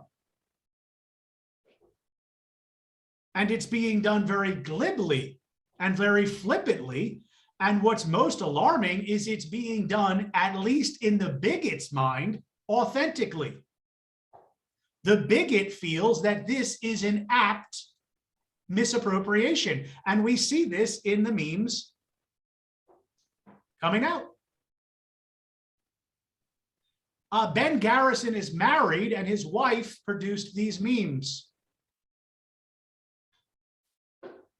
And what she's doing is she's tying the memory and the reality of the 6 million murdered Jews to an outrage about having to receive a vaccine. And the source of the outrage is a complete canard, a complete lie that there's some sort of microchip that's in the vaccine, and that's where the rubber hits the road here. That's where this becomes a violation of civil liberties. That's where this becomes much more than simply a vaccine for a public health pandemic, but rather this is where that idea of the Jewish technocrat, the Jewish deep state, the Jewish conniver is trying to use this COVID-19 as a predicate, as a ruse, almost like a Holocaust revenge plot, a way in which the Jews who control, at least the argument, control medicine, control science, and control the mechanisms of the government, again, Zionist occupied control, are going to use this, what they refer to as a plandemic. Not pandemic, a plandemic. And the whole thing is planned in order to establish Jewish dominion over Christians' bodies. This is nothing new. This idea of using vaccines to inject microchips for control, it's a global story. About 10 years earlier in the United Kingdom, a man by the name of David Icke, I-C-K-E. If you're not familiar with David Icke, Laurie and I would love to have sold 1% of how many books this fellow sold. Very prolific conspiratorial author. At one point, he announced he was the son of God. He announced that on BBC 4, and he didn't blink an eye. So that claim goes along with his other beliefs that lizards, highly evolved lizard people, control the world. It doesn't matter if it's true, okay? People believe this stuff. This is what's known as the 5G conspiracy, and I'll just quickly head back to this one slide. This idea, again, I don't want to get off track on the 5G conspiracy, but you see on the laptop behind the shoulder of Bill Gates, it says 5G. There's this idea percolating in online communities that when your phone is being upgraded to 5G, whatever it is that means, as opposed to 4G, that somehow is tying into government control of all people. And that's what makes this Tina Toon meme meaningful. She's asking, do you want to be tracked on your smartphone? Again, this is the 5G conspiracy. This is nothing new, but this 5G conspiracy and this idea that microchips are in inoculations have basically opened up the idea that COVID-19 inoculations are actually a stepping stone to genocide. This cartoon is from the summer of 2020. It's referencing Laura Kelly. Laura Kelly was the governor of Kansas. She still is the governor of Kansas.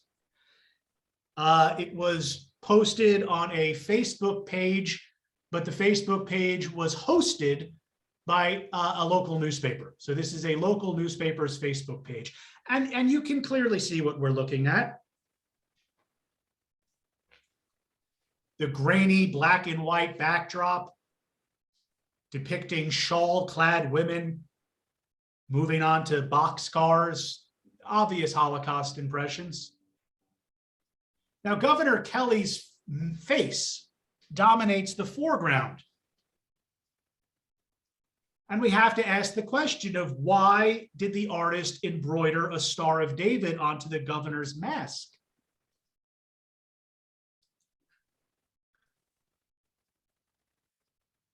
Perhaps that is a reference to contemporary Kansans, that if they accept the loss of liberty during the pandemic, that will lead to the same doomed fate that the Jews experienced under Nazism.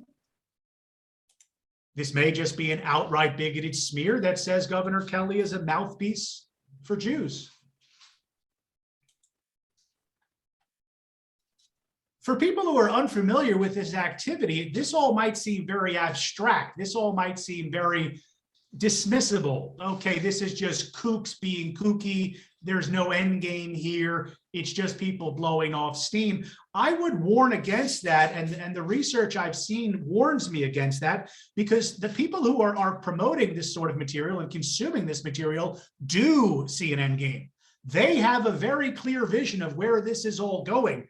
And this is, again, ties into Holocaust remembrance, because anti-vaxxers and anti-government people and anti-Semites who associate Jews with COVID are on a belief course that ultimately the Jewish medical technocrats are going to be deporting all Americans that don't comply to FEMA concentration camps.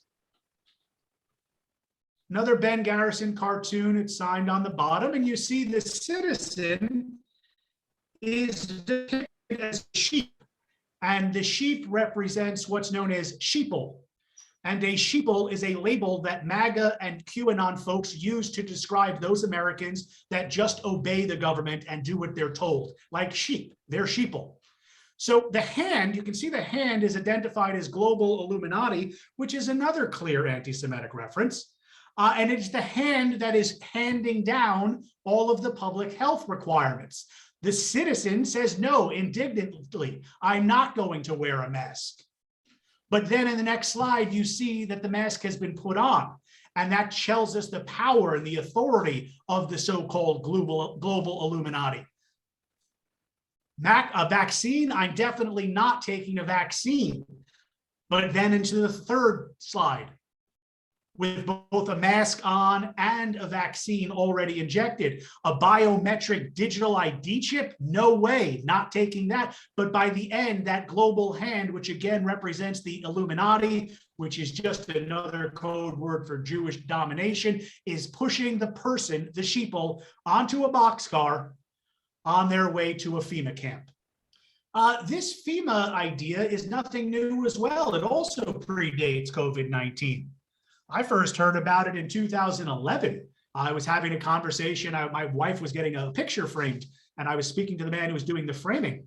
But that fellow starts telling me all about these FEMA camps, and am I aware of them? And I had no idea what he was talking about. And he definitely opened my eyes to it. This is an ongoing theme that Jews are now going to remove non-vaccinated Christians and put them in camps. Even Billy, old Billy from Family Circus has got onto this. You see the caption, Billy's explaining, he's always a precocious young man, he's explaining to his classmates that the New World Order will make us take the mark of the beast. Mark of the beast referencing the devil, which references Jews, or we'll all be put into FEMA concentration camps. Quickly on the mark of the beast, wanted to head up here to this the pamphlet that's being, again, Jews as the devil, well known. Right there, there's this pentagram as well. Again, I'm not telling you things you don't already know, but when Billy is discussing the mark of the beast, he's simply saying Jews.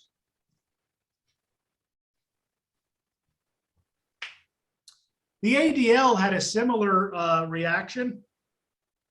This is from the ADL website, and it's referencing a Twitter post. Again, this idea that martial law will be declared, FEMA will be in charge.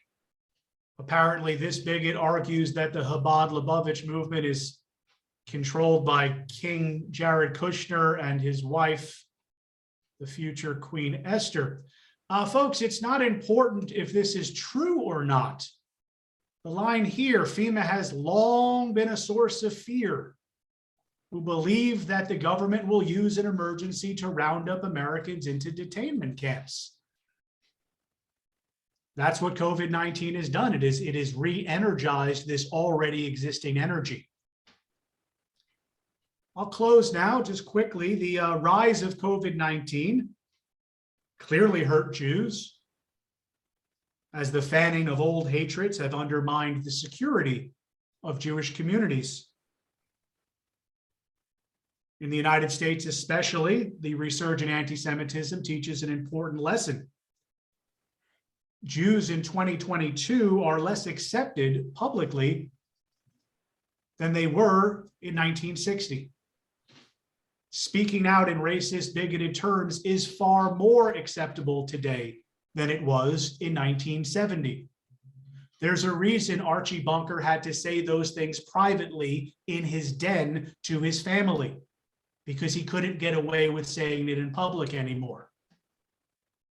Today, owing to the internet, Archie can go online with relative anonymity, post whatever he'd like to post, and find many people who will agree with him. The clearest insight that my research has offered me and that I've tried to share with you is not simply that non-Jews are currently blaming Jews for COVID-19, but rather that non-Jews often blame Jews for misfortune. And COVID-19 is simply the most recent example.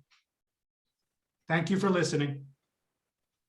Well, thank you. I'm going to take the program back. I want to do a quick screen share and bring up, hopefully you can you see the book from, this is Jeff's latest work.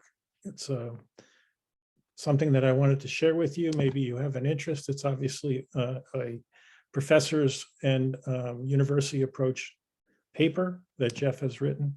So I want to bring that to your attention.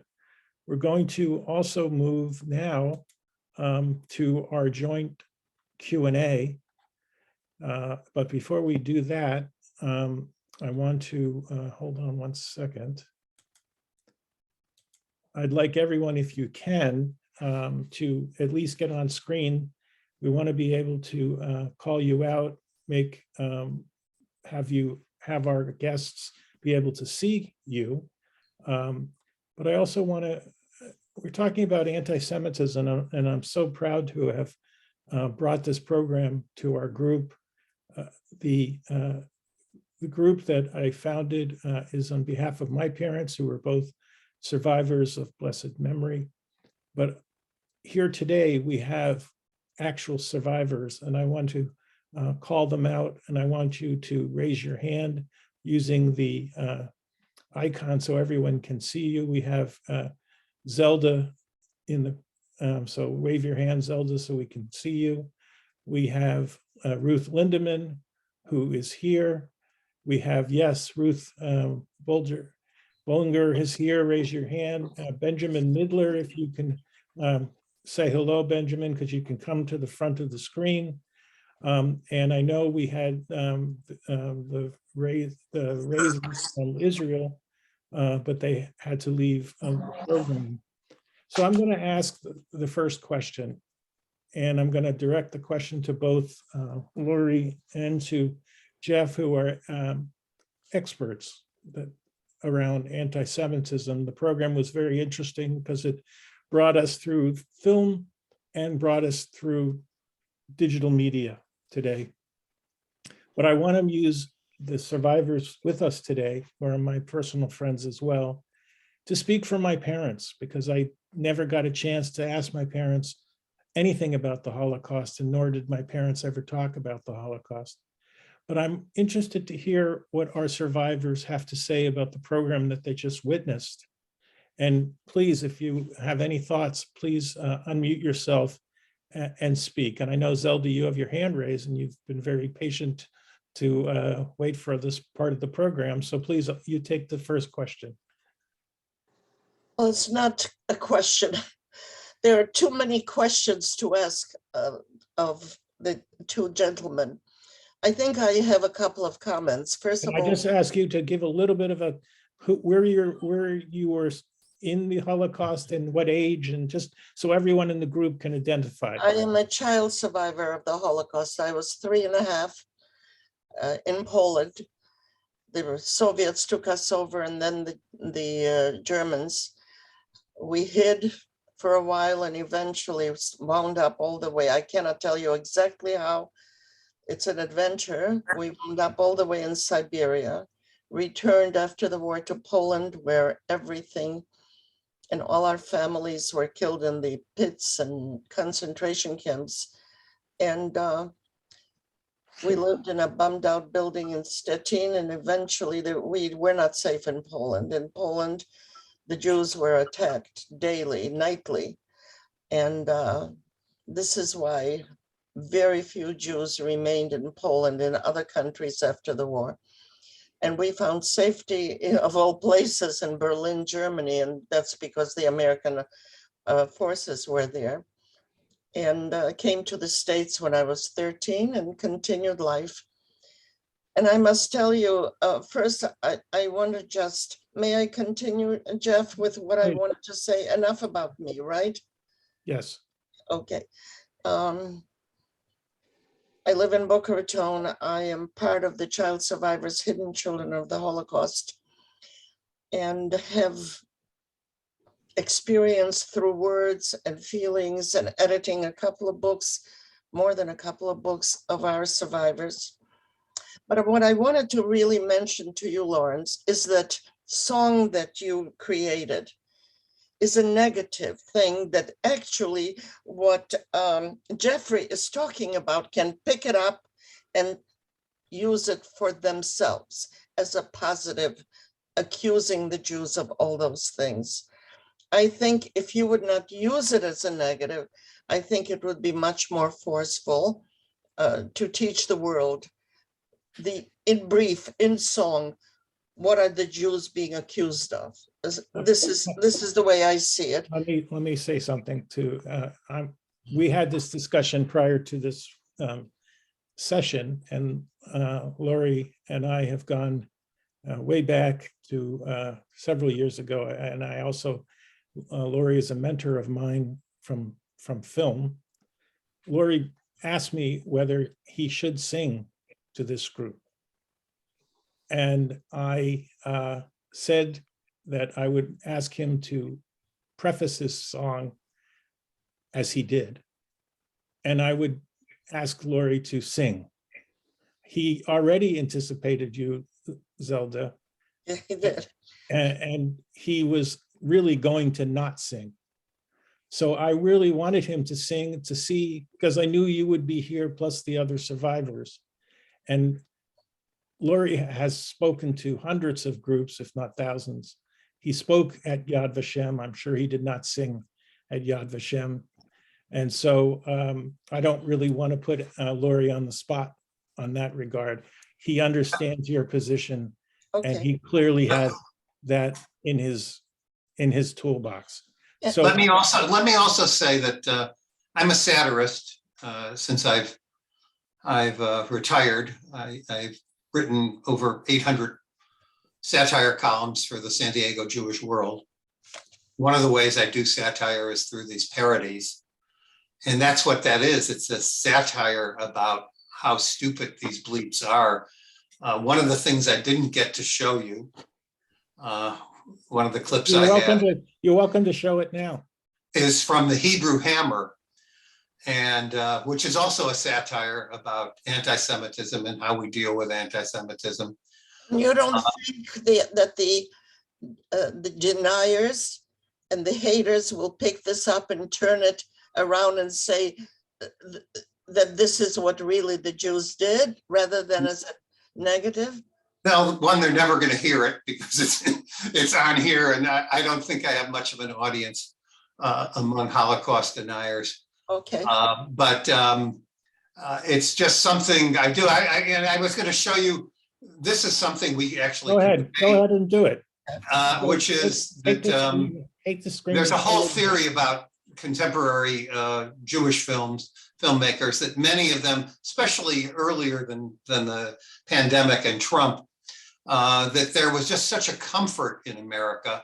And, you know, I mean, Jeff's thing of showing all the Jews involved in the that one was meant as anti-Semitic, but there are a lot of, you know, Jews have made it in this society. There's no doubt. And there's a comfort, and that comfort allows people to satirize. And so this is from the Hebrew Hammer.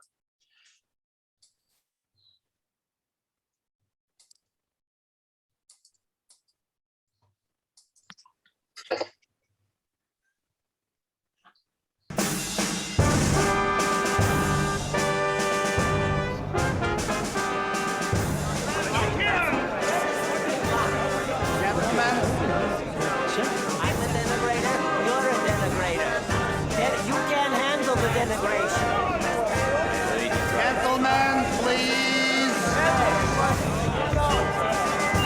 Sheket bevakasha. Sheket bevakasha. Time to make a plan of action. We predict that the St. Nick's Day massacre will set back Hanukkah-Christmas relations 100 years. And with this new Meshuggah Santa Claus in power, Hanukkah itself is in jeopardy. First order of business is to put into motion a plan to create goodwill for the entire Jewish community. Mr. Chairman of the Worldwide Jewish Media Conspiracy. Yes, Chief. We need you guys to crank out a couple more of those award-winning Holocaust documentaries and maybe a new Adam Sandler movie. Not another Adam Sandler. What's wrong with Adam Sandler movies? You're trying to create some goodwill here. I just think... Frankly, I don't care what you think. I think you're a putz. Don't denigrate me. I'm against that. Focus, people. Second order of business. We have to put into place an agent to track this Santa Claus's every move. I mean, a man who is not afraid to step in and use force when it's necessary. We need a tough Jew for this one. We got suggestions, people? What about Steven Spielberg? He made E.T. How tough is that? What about Itzhak Perlman? He's in a wheelchair for crying out loud. Alan Greenspan. Henry Kissinger. Too old. Ed Koch. Ed Koch, Mr. Fancy Mayor. How am I doing? Where is he? Robert Shapiro. He's a lawyer. They're looking for heroes here, people. David Copperfield. What's he gonna do, Schmendrick? Make Santa disappear? Folks, we need a hard-hitting heave on this one. Come on, think, people, think. What about Mordecai Jefferson Carver? I show that just because there's this comfort level, which I must admit, and maybe Jeff has the same experience in teaching about anti-Semitism. I always, America is different, and I think these analogies we often make to Nazi Germany are not very accurate, whether it's from the right wing or the left wing. As Freud once said, analogies teach us nothing, they just make us comfortable. They give us a kind of frame of reference, but the exact parallels that we think exist often don't exist. But I always taught and thought that one of the things the Holocaust did is make anti-Semitism unrespectable. And even, I mentioned that high point of American anti-Semitism during the war.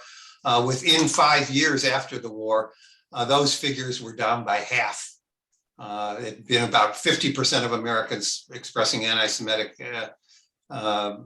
experiences or hearing anti-Semitic things. It was down to 25%.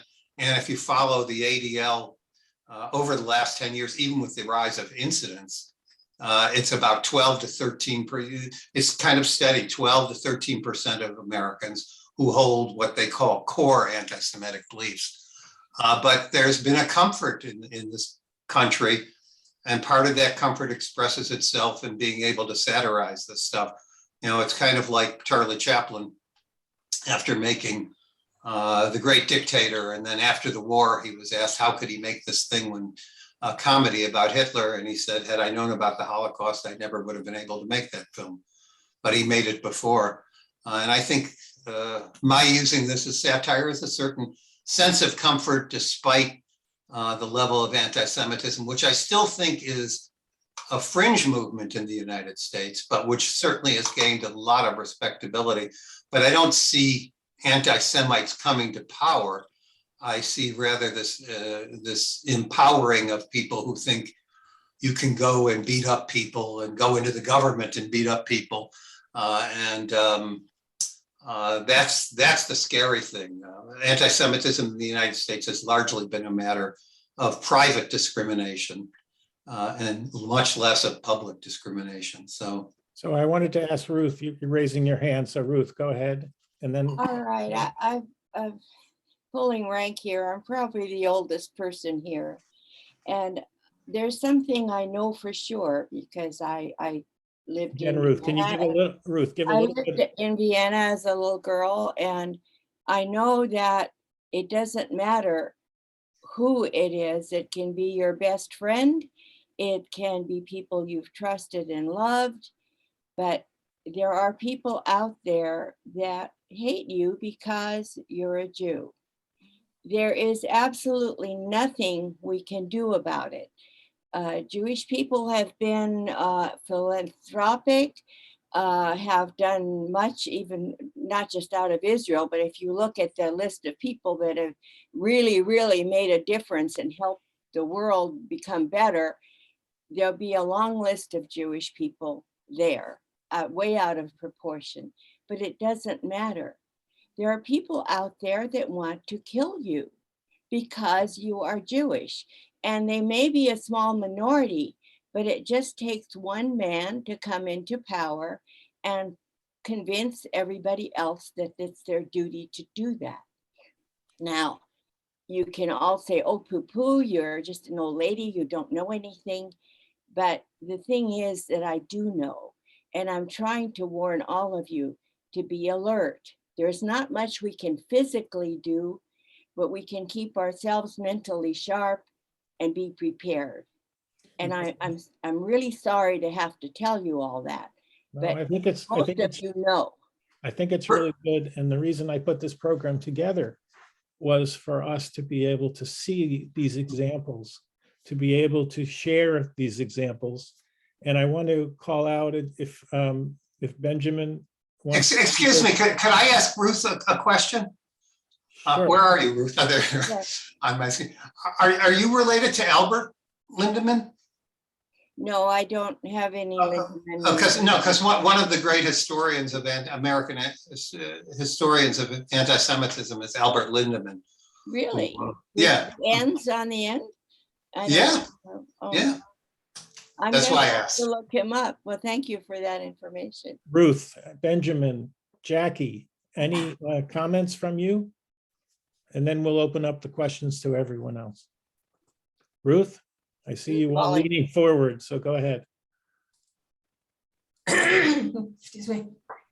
So I am also a child survivor, not a whole much younger, if at all, than the other Ruth who just spoke, whom I know. And my experience that I want to share very briefly is that I was way much younger. I was born in 1938 in Czechoslovakia at the time.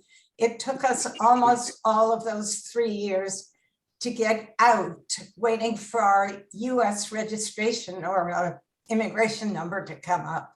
So I was a little older than 3 when we quite circuitously, with a lot of flight, a lot of hiding, sometime in the West Indies until we got to the United States. So the effects on me are less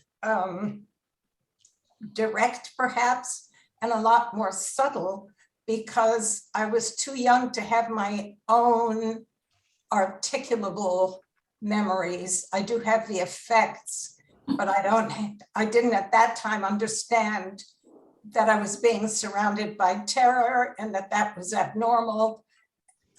And I knew nothing, of course, about the formative years. So what I know how to do is hide, which is why I was debating whether I was going to say anything or not, and to flee, and just to recognize that if I'm not very alert, the thing I know best how to do is be scared. And I tell you that not out of anything you're going to do with it or any particular sympathy, but to point out that there's a very wide range of experiences and results of having spent any time in the Holocaust among the survivors. For example, one of the things that is often recommended to survivors as they go through their life is to consider their or their families' pre-Holocaust life, pre-Holocaust Jewish life, and to make some sort of balance or peace or whatever with those experiences too. I don't have a whole lot that I can tell you. I know where we were in flight and in hiding and so forth, but I didn't have a pre-Holocaust life. So I just want to be an example for those of you, and I should say sometimes those of us who don't fully understand the full range of experiences and why I cannot, for example, deliver an outline. First we did this and then this happened and then that nearly happened. The only sort of kind of interesting item I can give you is that one of, and it is only one of, the main reasons I'm alive is, believe it or not, the Nobel Prize. And that's because my grandfather was a laureate in medicine in 36. That helped him directly and us indirectly to survive. And the other piece that I know and I try to work with is that I've grown up, if I've grown up, with two very conflicting messages. One is, don't stand out in the crowd. And I probably don't need to explain that to this group. But the other is, be just a little bit better than everyone else. And that, of course, is the Nobel Prize and how it saved our lives. So how do you do both?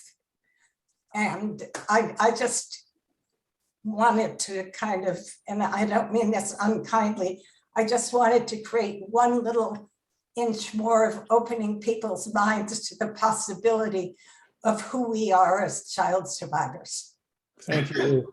And I want to ask you for Benjamin, if you're available to say something, and Jackie, if you're available, I know you're here, to say something, to unmute yourself and come on screen. Are you there? Okay, if you're not, then I understand. So I want to ask those who want to ask a question. I see Arnold, do you have your hand raised? I don't know if it's a Barbara question or an Arnold question, but please just 2 seconds on who you are, and so everyone can to know where you're coming from to ask your question. Okay, I'm Arnold Salzman, the CEO Emeritus of Jewish Family Service in Los Angeles, where going back to 1975, we did establish and continue to have programs responsive to the needs of survivors and the children of survivors. And Susan, who was here, I don't know if she's still here, continues what is referred to as the Cafe Europa, which is a group that has been ongoing in its meetings to bring together survivors and the children. My comment and then my question to both Laurie and to Jeffrey is this. I read a book about 3 years ago, Laurie, that had to do with Hollywood and nonfiction. It referenced Joe Roth, I believe, as a gentleman with the ADL. He joined forces with some attorneys, I think in the mid-40s, to confront Hollywood, confront the Louis B. Mayers of Hollywood and say, you're really falling into the trap that Hitler is trying to set, where Hitler saw Hollywood as really being a way of trying to gain support and sympathy for what he was doing and the horrific things that he was doing in Germany. And the owners of these studios were moving toward him because of the large market that Germany represented. They did not want to damage that market and the money they derived from that market. And so I just wanted to comment on that, I think it took that confrontation to kind of move them in another direction. So, but my question to each of you is this. Throughout the years, as an 85-year-old man now, I've experienced the ups and downs of anti-Semitism. Now it's up, and it seems to have gotten worse. What is it that we're not doing? The ADL is out there educating. There's so many agencies. The synagogues reach out to churches. We go on in our effort to kind of make the world understand that we're not those horrible people that are so often described and depicted in so much. What are we missing that anti-Semitism just doesn't get diluted, doesn't go away? It still manifests in so many populations throughout the world. Not throughout the world. To do? Not throughout the world. You go to Asia and Japan, China, Thailand, where I've traveled, there's no anti-Semitism. It's a Christian thing. There's no anti-Semitism in the Asian world. In Japan there is. Because well, in Japan, there was a connection with Germany. You have to remember that. But not anywhere at all like it is in the European countries. I just have one more thing to say very briefly, and then I will depart here. I came to this country in 1940, and I wrote a book telling about those 10 years from 1940 to 1950. The anti-Semitism that I experienced in the small towns that I grew up, the little lumber towns in the Northwest, was as bad as the one that I encountered in Vienna, Austria. There was nothing that you could do about it. My friends hated Jews, but they were still my friends, which was very interesting. They had no idea even what, some people had never even met a Jew before, but they hated Jews. There was a man called Father Coughlin that had a service every Sunday. And on Monday, the kids at school would be beating me up and doing terrible things because of his sermons on Sunday. By Friday, things were a little bit more peaceful, but there is no real answer. There's no one answer. In the Christian countries, you are going to have this anti-Semitism. It's a wave. It gets like it was said before, it's a wave that gets worse at sometimes, it goes down, it goes up, but it's always there. But it's not a worldwide thing. It may be becoming a worldwide thing. It's been about 30 years since I traveled in the Orient, but— Right, hold on a second, Ruth. Laurie and Jeff, I wanted to see if you wanted to give Arnold any kind of answer to his question. Well, yeah, I think, I forget who said it, but many of the people who are anti-Semitic, you're not going to get through to them. And so the education aspect is, we can teach the Holocaust, and I think I saw a message which someone said, no one teaches the Holocaust. Not true. And actually, if anything, in the last 10 years, more states have adopted and required the teaching of the Holocaust in their public school curriculum than had been done in like the previous 20 years. Places that you wouldn't expect, Arkansas, for example, just adopted teaching the Holocaust. So it's happening. The question is, and this is an issue in Germany as well, is when you teach it, well, many of the people who teach it aren't really qualified to teach it. That's why we have these unfunded mandates. So you should teach this, but we're not going to do any special training when you're training as a teacher to do it. So you're on your own and you have a week maybe to talk about the Holocaust. So what do? You do Anne Frank, which is probably the most benign way you can teach the Holocaust, or you do The Boy in the Striped Pajamas, which is very misleading and rather terrible way to portray it. And so not much gets done. And remember, you're doing this, very few schools have Holocaust courses in high school. What they do have is a unit within Western Civ or within American history where you try to fit it in, or some Holocaust literature within a lit course. So that's a difficult thing to do. But I think, everyone says you'll see these things.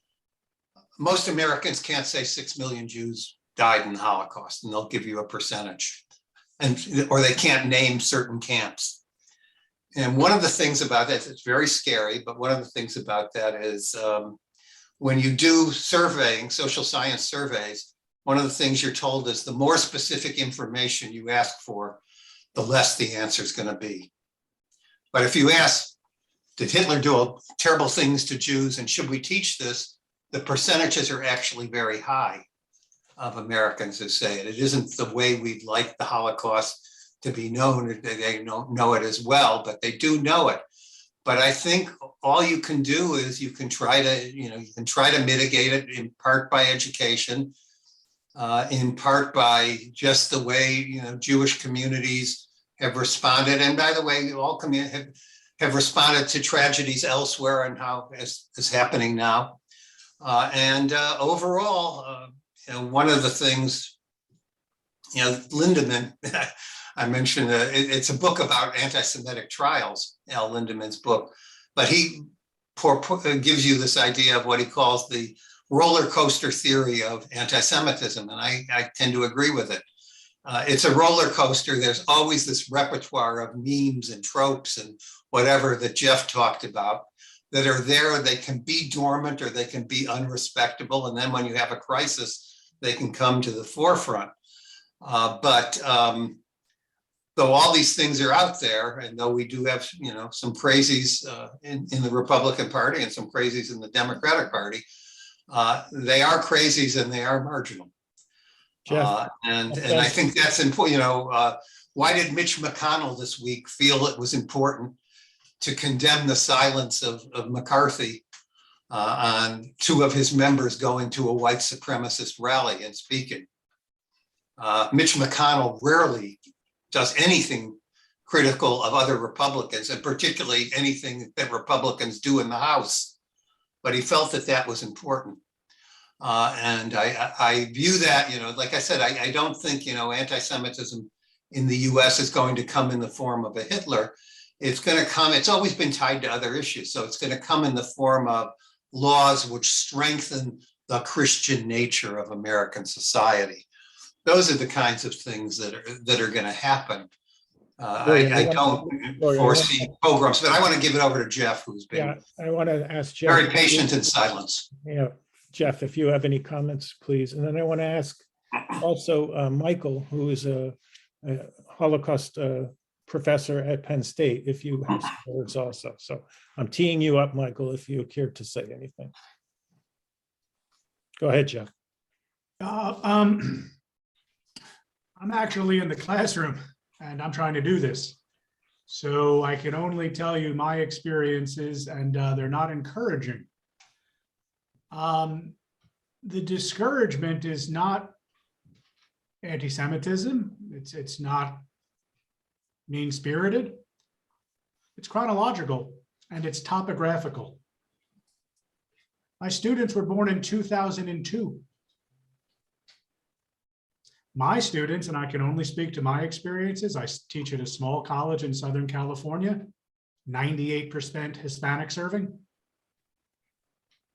Absolutely no connection to Europe. Absolutely no connection to Jews, never seen a Jew. If I want to begin to teach the Holocaust to them, I first have to teach them the history of European anti-Semitism. What every single person on this Zoom call assumes is knowledge is not. I'll then quickly finish. I'd like to hear from Professor Polgar, but I just want to lay out there that when I walk into a classroom, my students were born in 2002 and have absolutely no connection to European history, Jewish history, Cold War history, anything. You mentioned Anne Frank before. The anodyne version of Anne Frank was we saved Anne Frank because she's essentially the every person. She's not even Jewish by the end of the Hackett and Goodrich script. It still doesn't matter to my students. 2002, no connection to this history and no interest in this history. And Professor Polgar, maybe you can just say something about yourself, and also maybe people here on the West Coast and around the world don't know who Penn State is. So perhaps you can give a little plug to the Penn Staters out there. Thank you. Thank you, Jeffrey, and thank you to the presenters today. Very interesting presentations. My name is Michael Polgar. I'm a son and grandson of Holocaust survivors from Budapest, Hungary. I'm also a professor of sociology at Penn State. Penn State University is a land-grant university, started 1855 as part of the land-grant movement and act that provided for public higher education and in many parts of the 19th century United States, and it's continued. We have about 20 campuses in State College. We have the main campus where all the major teams play. I work at one of the branch campuses or Commonwealth campuses, and we're a statewide institution, although we don't have campuses in Pittsburgh and Philadelphia, the two largest cities. We have campuses outside of those cities.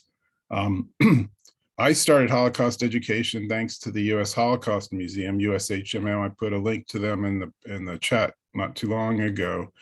And as a Holocaust educator, it took me, a while to learn from the historians and from the experts and from the filmmakers and everybody about the strength and best practices in Holocaust education. So I started going to summer schools for Holocaust education maybe 8 years ago. The two best I can recommend, there's many Zoom seminars and educational opportunities for all of us, even especially now in COVID.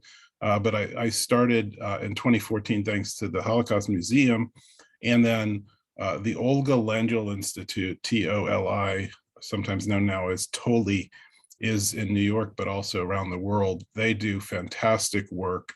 And there's a new-ish organization called Classrooms Without Borders that does really good, in-service professional training on the Holocaust, and international leaders, museum leaders, rabbis, all sorts of good people share through Classrooms Without Borders. I've also learned from, the museum in Cincinnati, the museum in New York City, all the different national and international Holocaust remembrance organizations. In 2019, I published a book that I started writing when I was doing one of these summer schools in New York with Toli, and the book is on Holocaust education. I'm not going to assess it because I didn't try to assess it, but I do know that Holocaust education happens in the majority of nations around the world. UNESCO did a study on this. Whether it's effective or not, some will say yes and some will say no. I have my own students. They're, kind of a mixture of New Englanders and Pennsylvanians, and some of them want to learn and some of them are too busy with other things to learn well. And, there's always a mix of students, but they do learn from both traditional historical or literature kind of sources and also new media. I'm working on an online educational resource, and new media is one of the chapters. New media includes, digital media. Initially, obviously, it was film was the main media. That's where a lot of us adults get our Holocaust education, or our first Holocaust education. But there's also a lot more types and kinds of varieties of online media that students now consume. Everything from documentaries that are reduced to 5, 10, 15 minutes. And even I have kids, I have teenagers, they learn stuff off TikTok, which is less than a minute of information. And in all these areas, there's a mixture. People can discern what's anti-Semitic from what's good, but they don't always know how to check their sources because there's so much information. And I try to give both to students and to libraries and to other teachers the opportunity, if they take the time, even if they're only doing a class or a week or a module, whether they're doing a school class or recreational information or reading group, you can check, you can find out if something's reputable. And you can, most importantly, because I teach courses in sociology on race and ethnicity, you can very easily relate the prejudice and discrimination at the individual level and at the social levels of anti-Semitism to other forms of racism. There's no reason that we can't, and in fact, the US did this in the 1940s and 50s after the war. We had a war on prejudice. It was in the US, it was a public relations campaign. It was a combination of academics and marketing people. It was early civil rights. And the war on prejudice was a war, that against Archie Bunker attitudes, as we've talked about. And that was certainly publicly acceptable. It affected film, it affected public attitudes. And I think as Jeffrey or Lawrence said, that there was a decrease in anti-Semitism during the war on prejudice. And it was really important, but it hasn't recurred in the same way. We tend to get split or divided into interest groups or cultural groups. And that is, I think, a problem. I think that racism, anti-Semitism. I teach my students, an ism is an ideology of difference, that we're not one human family, and that's just flat out wrong. We are one human family, and when we do our teaching and learning and education and other forms of culture as one group of people, as one human group, it's very easy to see prejudice, discrimination, xenophobia, all these things as being just social patterns. Sociology would say there's social problems and social facts even. There's nothing controversial about saying that something is discrimination. It is. The question is, how do we frame discrimination in a legal context if people want to have legal arguments about it? But from a sociological perspective, it happens all the time. It happens to Jewish people, it happens to people of color, it happens to women.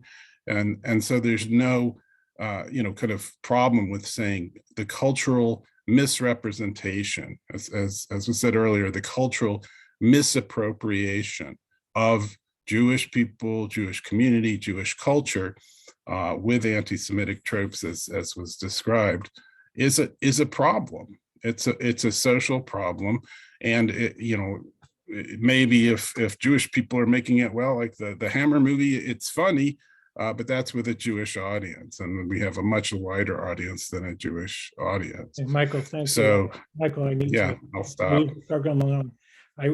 We're coming to the 2.5-hour mark, and I usually dead stop it here, but I think what we are in the process of discussing is very, very important. So I'm just going to ask anybody who wants to leave, you can politely just check out on us, but I would like to continue having some questions. So I've been a brander my whole life, and there's been a very interesting question that hit me in the chat, and I don't know who the person was because I don't have a full name, just an initial.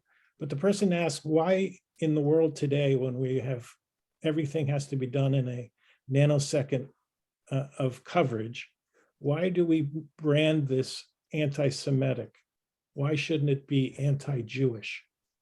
And I'm interested to have anybody who can comment on that subject, because to me, that sort of cuts the butter with a hot knife, right? You don't have to think twice, what is anti-Semitic? If you say it's anti-Jewish, nanoseconds go by. So I see, Jeanette, you are shaking your head. So if you want to unmute yourself and throw in a few 2 cents of yours, you're the first one to answer my question.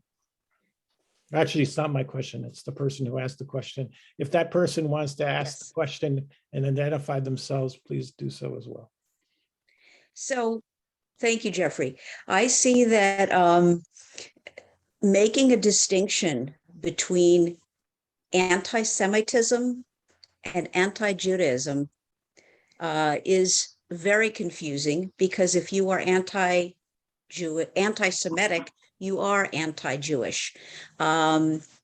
It makes me very sad, because with the political situation in Israel, for example, it's become very popular to be anti-Semitic.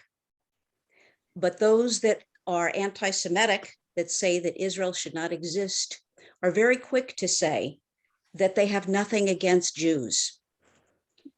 This is very dangerous. To me, they are one and the same. There is no distinction. There is, though, I mean, I think the question was about why do we call it anti-Semitism?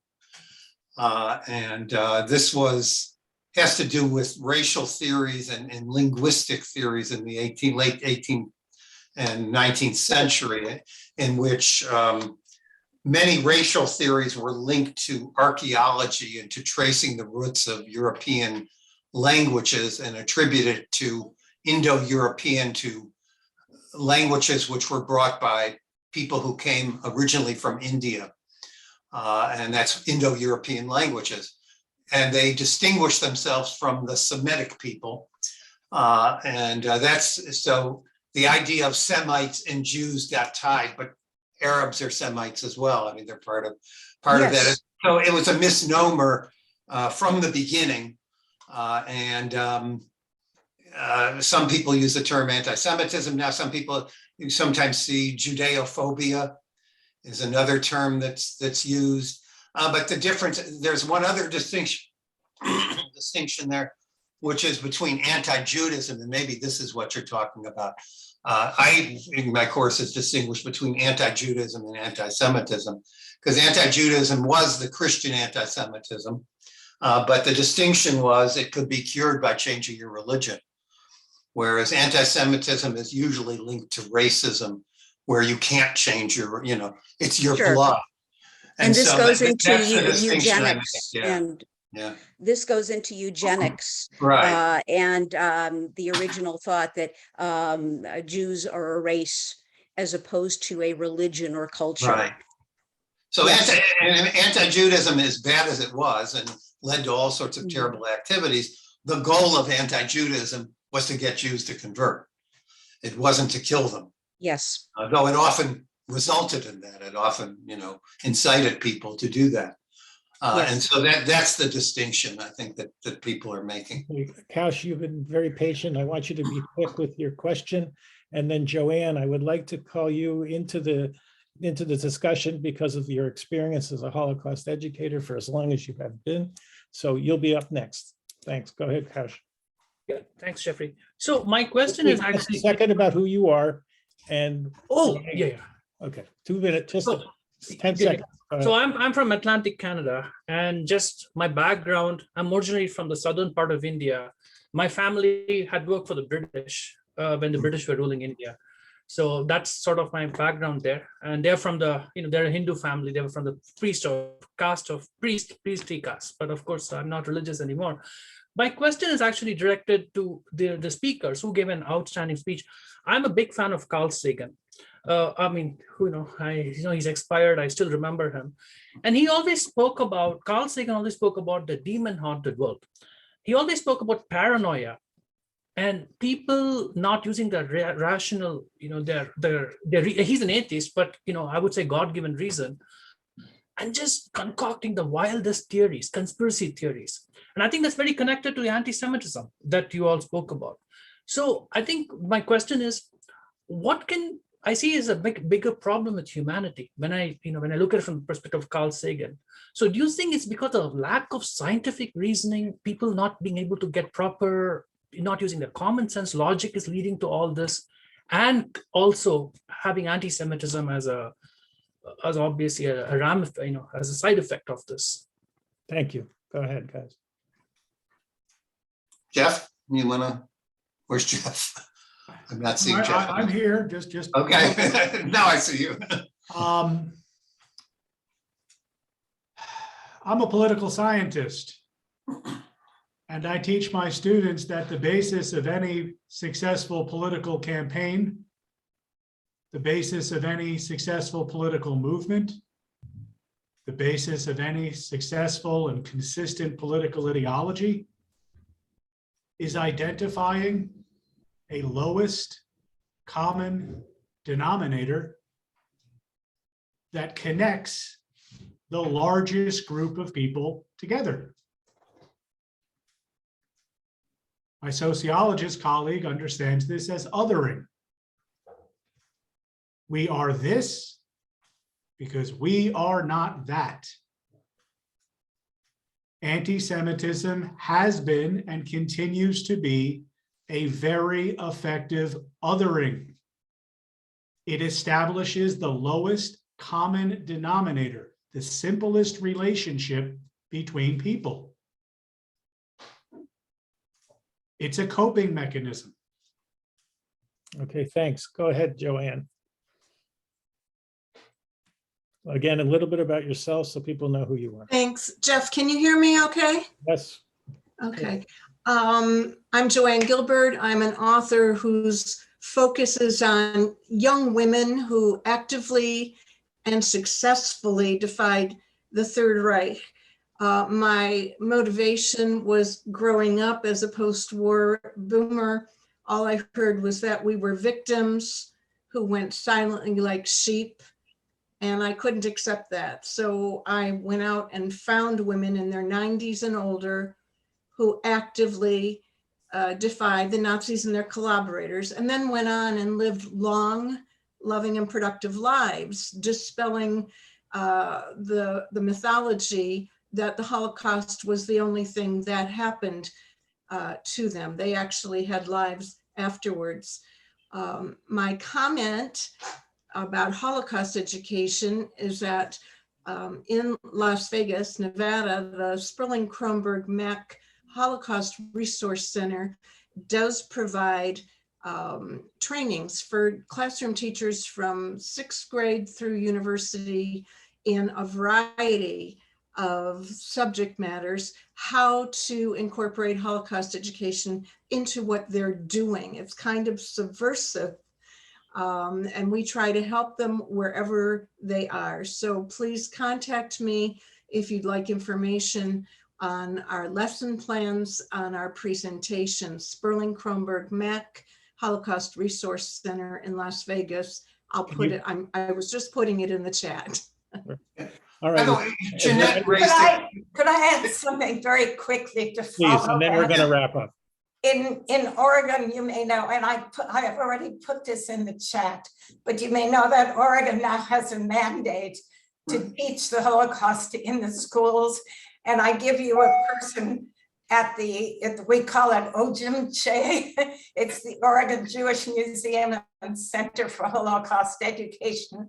There is a whole department with a fabulous leader about working with the state on curriculum and all the stuff that you may need. And there is some virtual workshop and that sort of thing. So I just wanted to direct you to the chat to look at that. Yeah, by the way, I wanted to answer something Jeanette posted a question or a comment that it's not, Holocaust isn't taught in elementary school. Right. And this is a big debate. I'm in the process of writing an article on movies for children that are in elementary school, before middle school, and how to teach it, but it's a very controversial thing. And there's a lot of Holocaust educators, including the US Holocaust Memorial Museum, which says this shouldn't be taught before 6th or 7th grade. So Laurie, there's a reason, but it's not that California doesn't have a mandate, it's just that it doesn't start until I think it's 6th Laurie, grade. Or 7th grade. hold on a second. I got it. Before I get to you, Zelda, I have someone who can answer that question, and it's a really good friend of mine, Judy Gottschalk. And Judy, please share with you what's on your mind. Well, with all due respect, Laurie, I'm a longtime educator, a teacher, and a school principal, currently retired, of course. But we at the Butterfly Project, which I put a little information in the chat about, we haven't done. What is the Butterfly Project? So everyone can. Okay, the Butterfly Project, we do Holocaust education in the classroom. However, we focus on the lessons of the Holocaust. For example, being an upstander, showing gratefulness, having hope. There are a few more. I can't think of them right off my brain. And we focus on that, and we interweave the stories of our parents. So, for example, when we teach about deportation, I show a clip of my mother, an actual lecture she gave on deportation. We have stories about a couple of parents who were saved by upstanders. I just want to say something, because you can read about that on the butterflyprojectnow.org and see what we do. But the thing is about the younger children. We do have some lessons for younger children, but they're focused on anti-bullying, because we go back to the pyramid of hate. That, where does the Holocaust, how does it fit with the pyramid of hate? And we with young children, we focus on words that matter, kindness, the golden rule, and we have all kinds of literature that we use with that. Because we all know the Holocaust didn't start with the crematorias, started with words.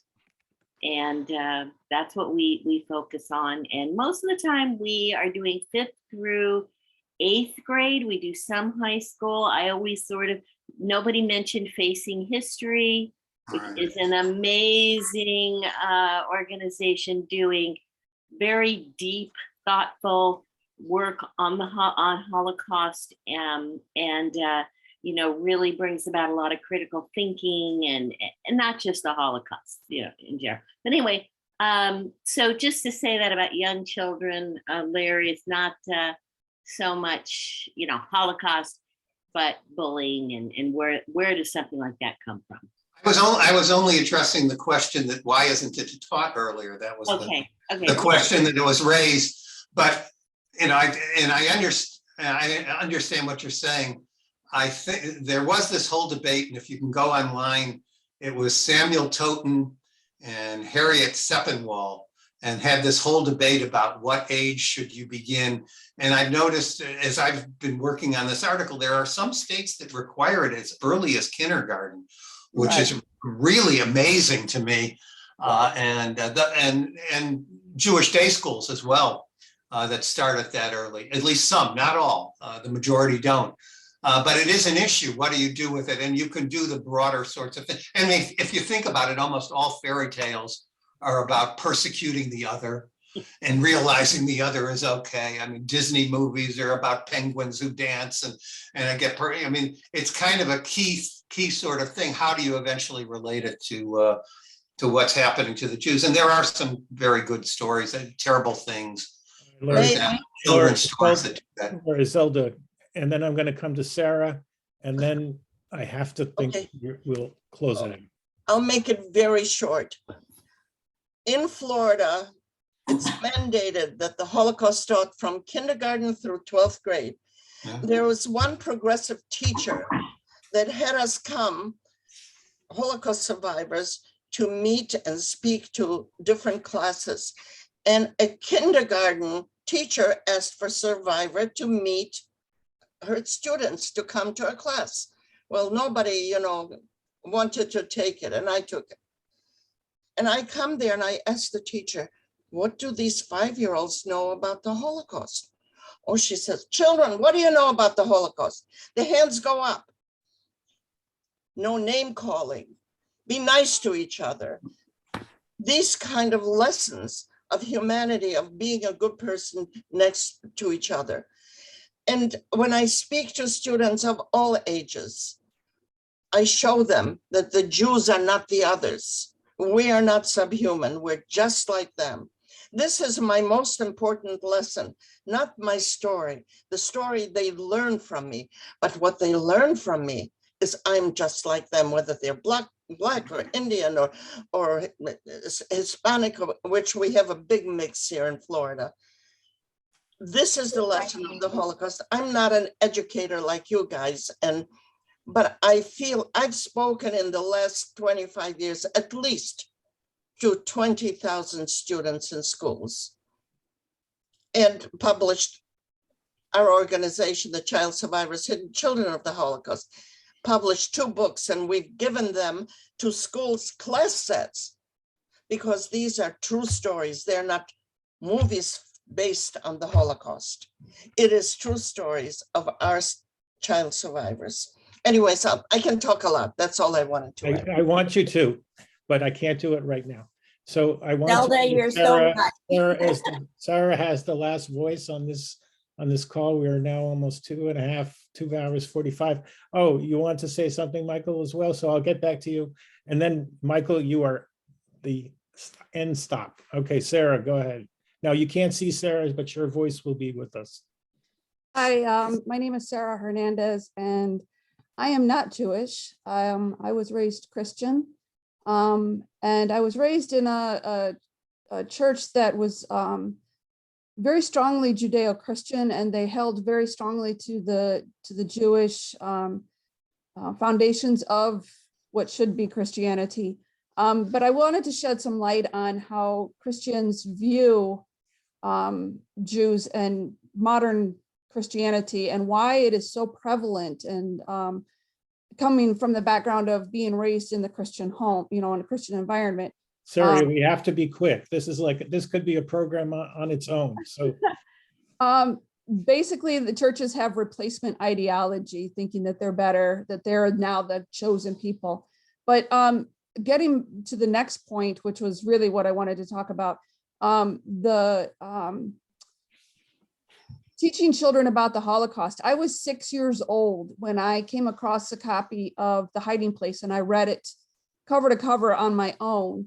And my parents didn't believe I read it, so I read it to them, a chapter each night, and I comprehended fully everything that was in it. And I know that that's not necessarily one of the greatest books about the Holocaust, but my first time exposed to a Holocaust survivor story, I was 4. And I listened completely to the story. I saw the movie The Holocaust in 1978 several times because my church watched it multiple times. And by the time I was 10, I was checking out scholarly books out of the library to learn about the Holocaust. So I fully believe that if children are given the opportunity to sit down and to listen, they will comprehend and they will understand. And I think when we start exposing it to them in a way that they can feel relatively safe in hearing the story and tell them exactly what happened, children are very resilient and they will listen, and it will put a hunger in them to want to know more. I have now 52 years old and I've spent my entire life researching the Holocaust. I have met multiple survivors and I am in the process of writing a Holocaust book with many more in the wings yet to be written. But I do believe that the younger we expose children to what happened, and we don't have to go into graphic detail of all of the atrocities, but expose them to the story and to what happened, it will, when they're in an age when they can be taught about it and taught correctly about it by people who actually went through it. I believe that children will absorb it, they will want to know more, and it will give them a foundation. So later in life, when they come into contact with people who are going to try to twist their views on it, they will know the truth and they will be able to stand up and say, no, that's not what happened. This is what happened. I raised all 3 of my kids and now my grandkids, teaching them about the Holocaust and exposing them to it and letting them know this is what happened and it could very easily happen again. And I'm fortunate to live in Illinois, where it is now a state law and has been since I believe the 70s, that Holocaust education must be taught in the public schools. And I believe also in the private schools because of an uprising in the late 70s of neo-Nazis in Skokie, Illinois, which happens to have the largest population of Holocaust survivors in America. And I was on the footsteps of this, opposing the Nazis coming into Skokie. I was there. Yeah, there's actually a movie on streaming on Amazon, which is about Skokie. Now I have to conclude with Michael. So Michael, please be brief, but you have the floor. Unmute yourself. Thank you.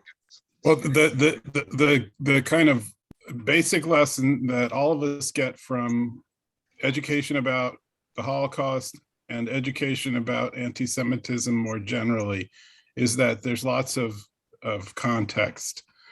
We don't have to choose one word for anti-Judaism, anti-Semitism.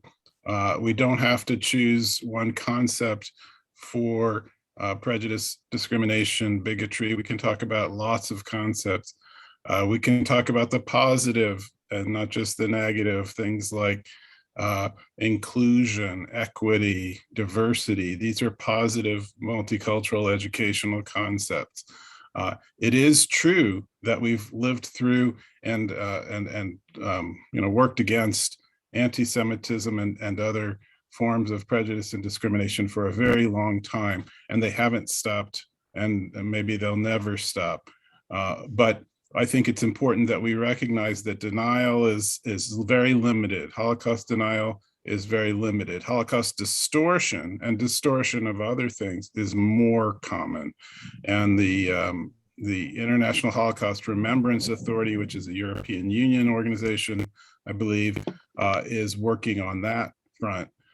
Anti-Defamation League is where you report any problems. If you get anti-Semitism of any kind, online or in person or in the media, just go ahead and report it to the Anti-Defamation League. That's the first and best place to call.